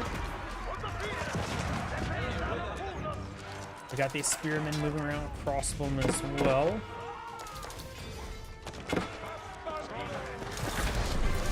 And it looks like Yellow's claimed all the sacred sites. Blues are gonna fall back. Blues are just going straight mass man arms. So it would be Janissaries or crossbowmen would be a good idea for Yellow. Janissaries do have high attack speed, doing 23 damage. Versus these man arms, they have 10 armor, so they do 14 damage per shot. I wonder if he has I don't think he has chemistry, does he? I don't see his university. Wait, isn't an observatory? Is it not classified as a university? Yeah, it is not classified. He does not have chemistry. But either way, Blue does back the game. Sound great saying, thank you for watching. On to the next replay. I apologize again, I have to use the restroom, drinking a bit of fluids. 1 moment, please.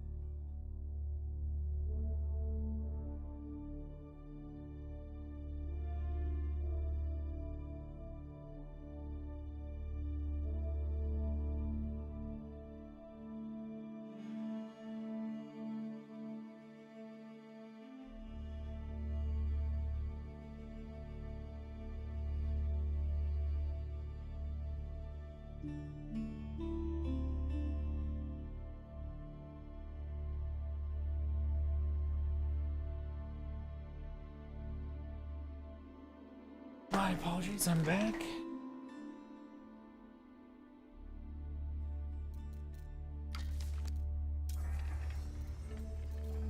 Go on to another player.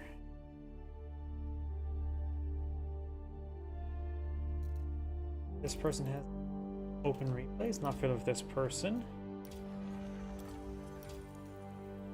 Do you have replays? Could do that one, live on the shorter side.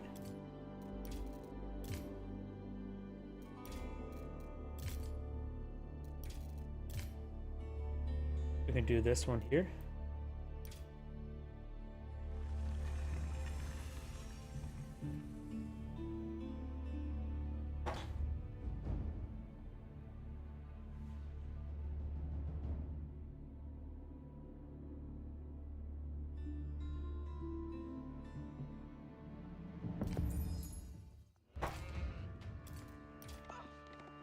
Greetings everyone, and Grid here for another H-Bars 4 replay. So on the left side is Yellow English. We have Ramstein Summer Tour 2024. On the right side as Magenta or Pink Delhi Sultanate, we have Roger Scruton. When it comes to map generation, of course, Delhi Sultanate does have advanced berries, so he does have this berry deposit here. Somewhat safe, a large berry deposit here, and a very safe berry deposit here with your own local doggo you can pet. Bit of gold down here as well. Couple deer deposit here and way down here near Pumbaa, but since he's Islamic, it's haram. Over here, of course, for the English player, got boar and deer next to each other as well, but a good chance the English player may not touch the resource on the field. As well as up here. Bear deposits, he probably may not touch whatsoever. He may touch this area since it's pretty nice and congested with food. Delicious food. Here's sheep being collected up. Nobody's going for like get a dock and go for a handful of fishing boats. And of course we got the Abbey Kings being deployed on the field, which is pretty standard. And Dome of Faith is going on up as well, which will give you some bargain bin scholars, 50% off. What a deal.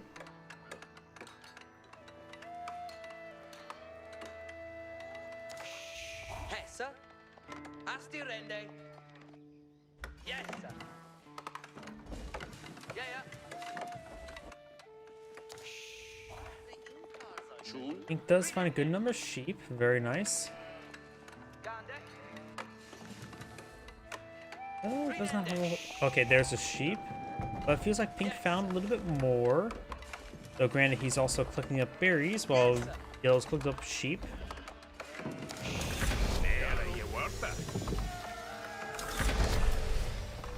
Abbey King's now being has been put on the field. His first free king being pulled on the field. What, hey, sir?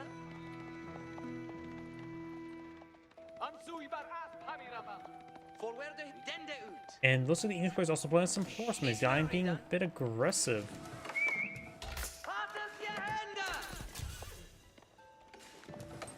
There's the stable right there. I don't know why I had trouble seeing it. همینطور که بفرمودید. Of course, got a stable here for Pink, which does include some Delhi Raiders.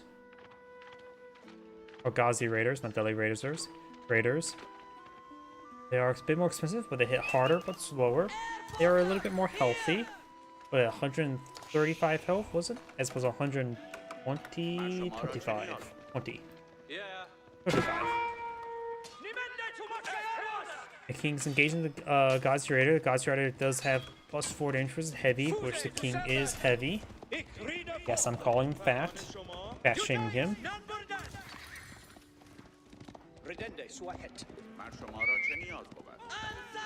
Horseman and Knight. Which way forward or not? Knight King. And King does not have the same damage output as a Knight. Far from it. His attack speed is not only weaker but also far slower.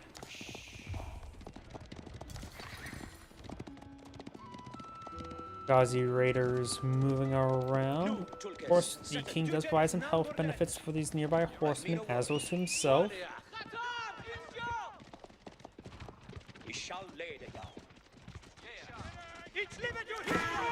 Scout does take a bit of fire there. The King takes the opportunity to counter-attack as his horsemen push way forward. Very nice. Very good peel there. No villagers on these spirit deposits. He's right now cooking them sheep.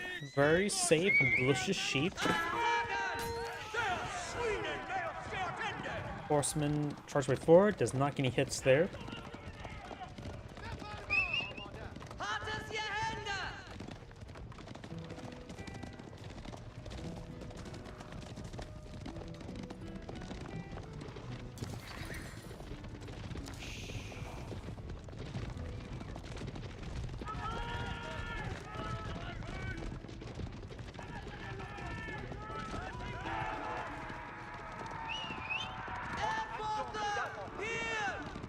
All these units are moving around.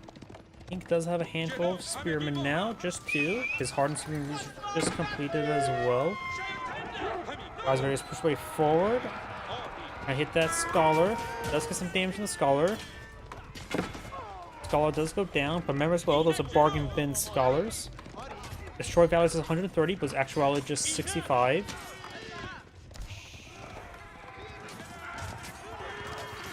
Horseman trying to engage. King is dead. And the King's being redeployed on the field. Long live the King. And these horsemen just need to keep on running. They're fighting against too many Ghazi Raiders at the moment. Ghazi Raiders are very far from being wounded.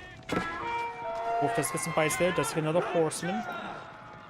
Unlike Sipahi, Ghazi Raiders do move at full horseman speed. And of course, the nice thing about the Abbey Kings is this also provides them health regen, a massive amount of as well, as staggering 6 per second. So, if you ever play Kane's Wrath, you may like this structure to heal up your units. Bring back units to the War Factory. Couple archer ranges going up, on up. Got survive or professional scouts on the way for Pink, slowly but surely. And with that, once he gets that research, he could actually eye for a handful of additional scouts just to grab the deer.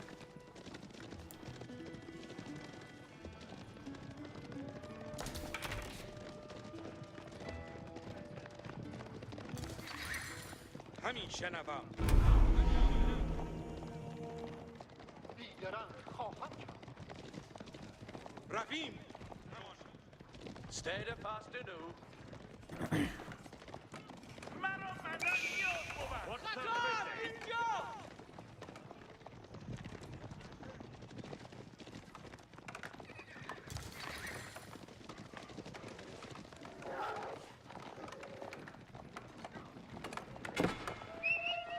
Azrael is moving around, does claim one of the wolves.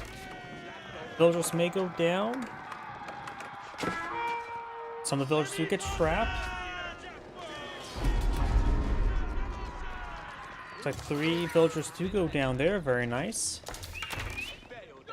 And Pink will be backing on off. We got a decent number of Ghazi Raiders and Spear and Flyers right now on the field for the Delhi Sultanate. Take a site being captured on up. Ghazi Raiders moving around, trying to find another opportunity to engage. And great, I got a... Oh, luckily the... spam bot got flagged by Twitch, very good. Which has been getting better at stopping those spam bots. Remind me to ban that spam bot.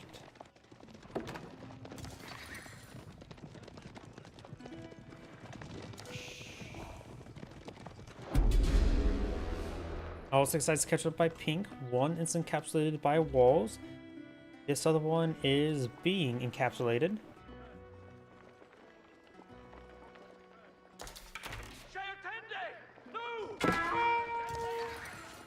Villagers take some damage.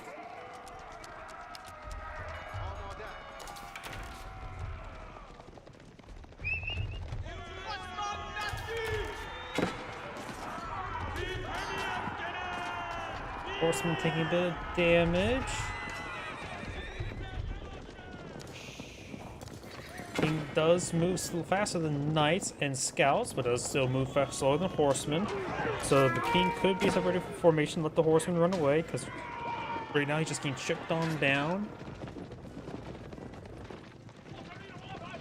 While the Horseman played by the English player has not been successful, his number of longbowmen, he can perhaps pull out some palings on the field. But right now he just needs some spearmen.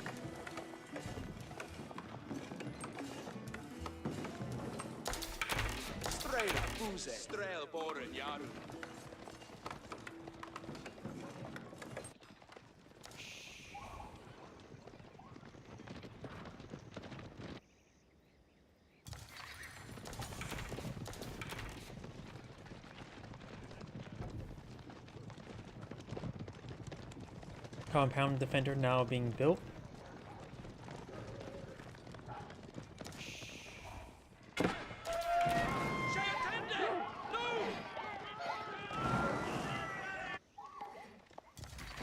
Oh, and he is actually utilizing professional scouts. Very nice.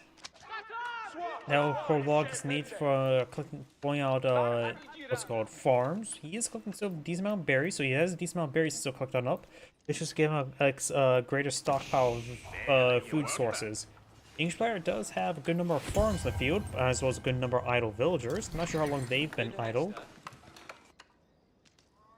They'll start capturing this sacred site, which is based on the few real economic benefits that Delhi Sultan has. Free research is nice and can be quantified, but just you don't get them quickly. But the nice thing as well is the extra little bit of gold and earlier sacred sites from this as well can go a long way. After all, 125 gold per sacred site is effectively 3 villagers worth of gold income. In this case, when he had both of them captured, that was plus 6 villager income, which is quite nice. That put him at 46 versus 41. Slight advantage. And also gold, the precious metal that we all crave. Compound defender now being deployed in the field, which of course will allow his engineers to pull out stone structures, as well as make your stone structures cheaper. Building town centers. Nice thing as well, it also allows you immediate access to keep research to Q1 up. Very, very useful. Especially for the Delhi Sultan, where they can queue up the village fortress immediately, and then they can start pulling out some more keeps to have additional villager queues going. King's Palace not being built by the English. Going for that, probably because he knows a good chance Delhi Sultan does go with the Compound Defender, who's currently not researching anything at the moment. And a Compound Defender, of course, will give him access to early extra villager queues, though will take 4 minutes. So him building a second town center, aka second town center, would allow him to keep track of the Delhi Sultanate, which is somewhat hard to judge any villages they have when they get the castle age.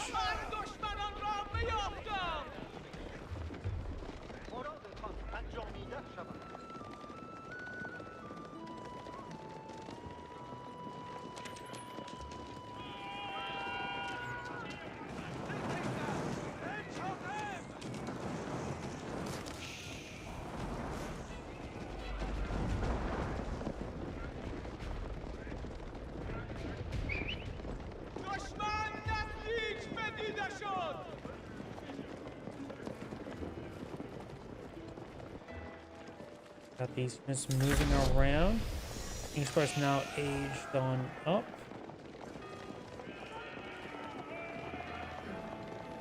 Now overall, the Delhi Sultan player has not queued up all of his additional research going, so I think Delhi Sultan forgot to, well, queue up all of his research. He's starting to queue up some of the research now. He needs to get his economic research going. He should have been getting that a long time ago. Bit of an oversight there. After all, he's going to be fighting his tech disadvantage when his opponent starts getting his veteran research going. So only really the veterans of Ghazi Raider. As well as, he already has, oh, he's already got the veteran spearman research. Testers for this reader.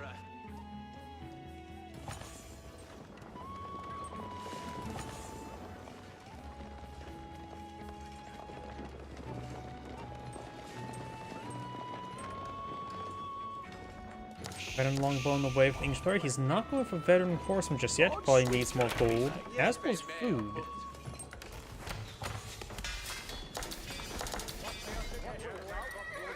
Does cost 100 food, which he does now have. Still needs 250 gold, which he does not have.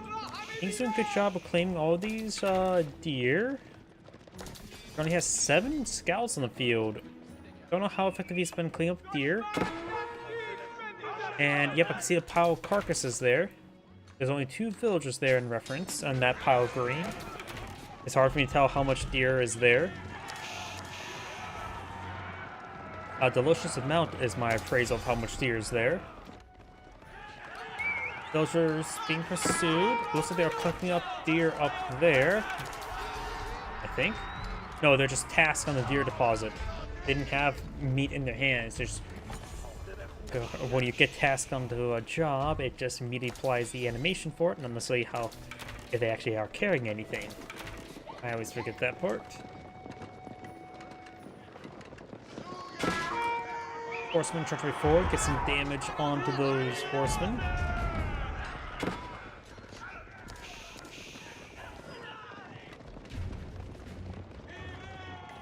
Out of longbows on the field. Going +1 or +2 range damage now.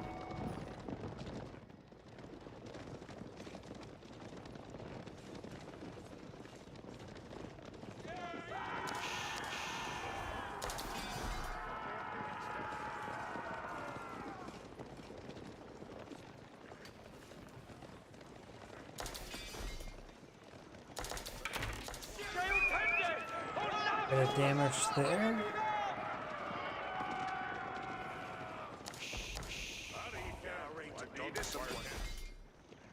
همینطور که بفرمودید.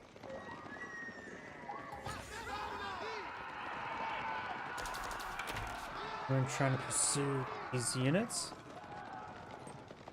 Got a good number of longbowmen on the field. Delisona is probably going to go for... No, I'm not sure what he's going to go for. He's probably going to go for the... What is it called? The one that you get food per research. I forget what that one's called at the top of my head. As opposed to getting gunpowder elephants. Yellow could go for the Warrengard Palace. May just go for the Berkshire or Palace instead. Delisona's going for Man-at-Arms Ghazi Raider at the moment.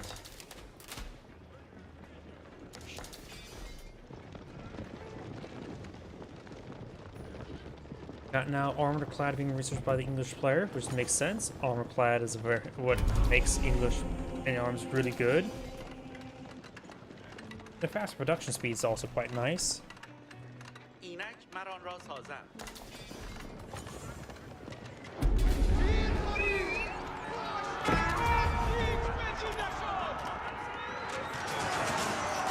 Horseman, Ghazi Raiders gets good damage there. Yellow's longbow don't have enough range, but he's trying to focus down some of those crossbowmen. Yellow's horsemen moving around. Man-at-Arms don't really have a counter to them, but overall Yellow's front line just getting crushed through.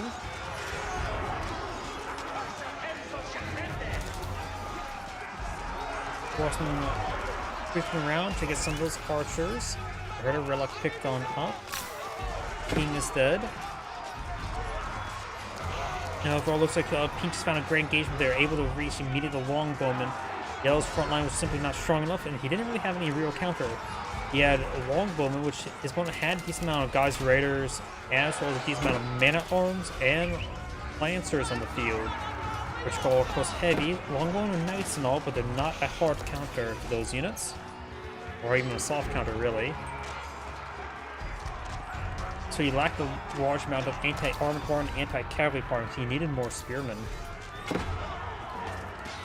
His opponent didn't have many archers in the field. Now with the forced march research, villagers trying to run away as well to the outpost.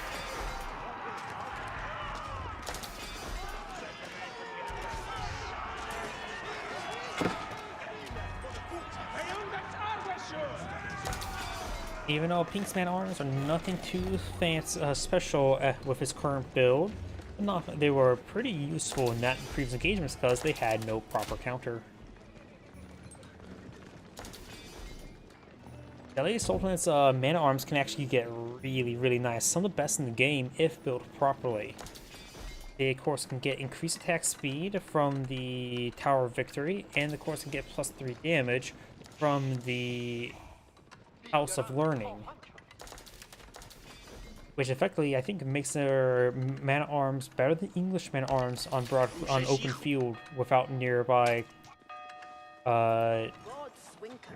support of network castles or citadels. In fact, they actually compete with Holy Roman Empire Man-at-Arms when built that way. It's just that what makes English Man-at-Arms so useful in this situation, even versus those type of Man-at-Arms, is the fact that the English economy is just very geared to build Man-at-Arms with their robust Age 4 farming economy. Still require a little bit of supplement, but still pretty good. Swing around.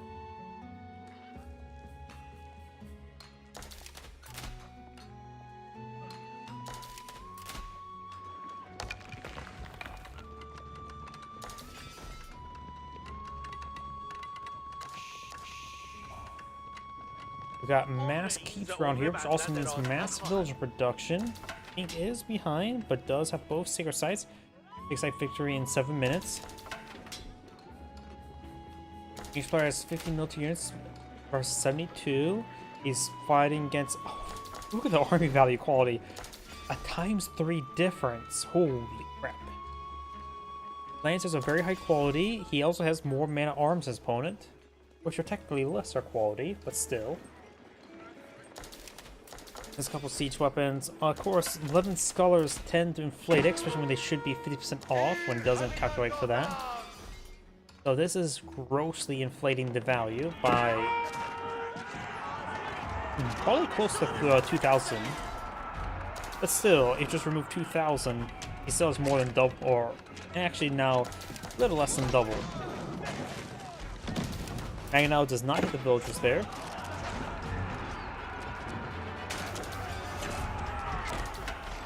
Yellow still has a handful of spearmen, but they're not veteran spearmen, they're just hardened spearmen. So they receive no upgrades from English player. Good damage there. Crossbowman firing away.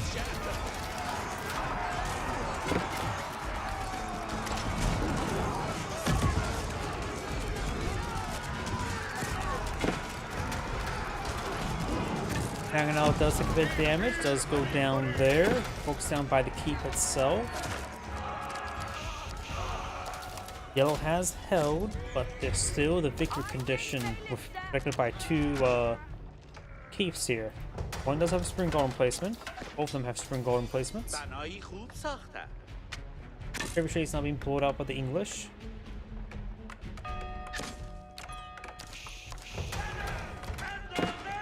You have a network of castles being researched by the same keep who's trying to get a trebuchet out. He's also taking time to actually collect up deer on the field. I don't see any deer left here. This is sheep.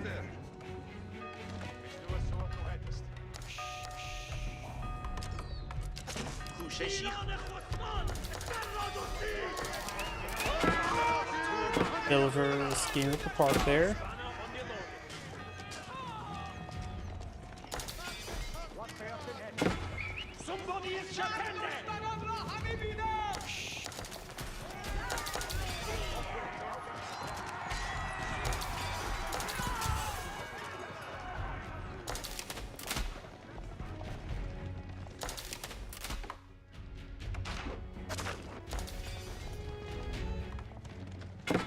Military Academy is almost complete.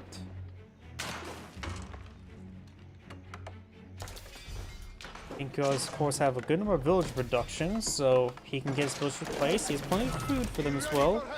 Yellow has a bit of gold, so he has enough and wood, so he can pull out some more siege weapons. Has 2 siege weapons or trebuchets now on the field, but he has to get through 3 keeps. It may be a good idea for him just to put some holes in these walls, so if he needs to, he can try dogpiling onto the point.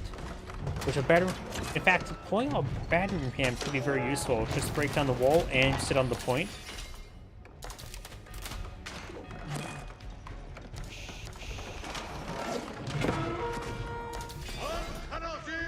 Lancers push way forward. Got a number of crossbowmen, man-at-arms, spearmen, and villagers under there.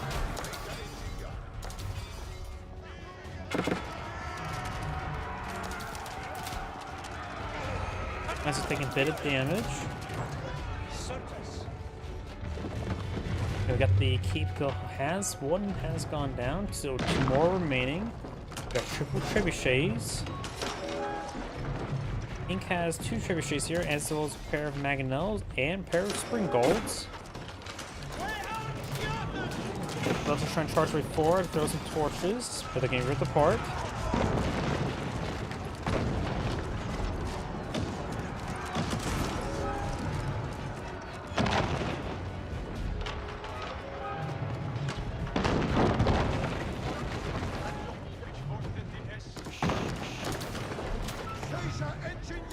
Yellow's now out of stone. A keep will go down. This last springboard will not be built. So Yellow has one springboard to work with. His opponent has 2 on the field. Trebuchet is taking out that wall section. Just trying to make an opening there. Pink creates an opening for his forces. Of course, this tiny little bit of wall segment is somewhat in the way as well. Yellow's advancing, trying to decapture the Sacred Site. King does some springboard hits here. Yellow's advancing. King is dead instantly. Trebuchet is engaging. Of course, got a War Elephant. But it is a heavy unit, so these crossmen can focus down pretty quickly. This is a lot of targets in front of him. King's Trebuchet does go down. King says decent force of men-at-arms and lancers. Yellow's crossbowmen push forward. They have spoiled the network of citadels. However, Pink has a good number of mangonels here to engage. Yellow's ground frontline force is starting to disintegrate. The Pinks is pretty much disintegrated as well. Wildman does go down. Just heavy units remaining. Raz has good over crossbow, and the 6-side wall remains here. That's probably going to be game.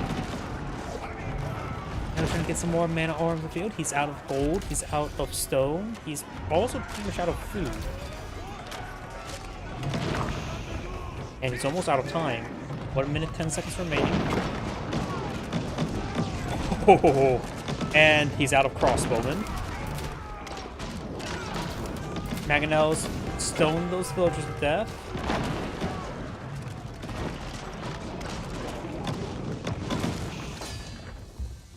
And Yellow is back to the game now. This is Anchorage saying, thank you for watching. And on to the next replay. I'm getting a little bit tired at the moment, so that shall be my last replay for tonight. So everyone.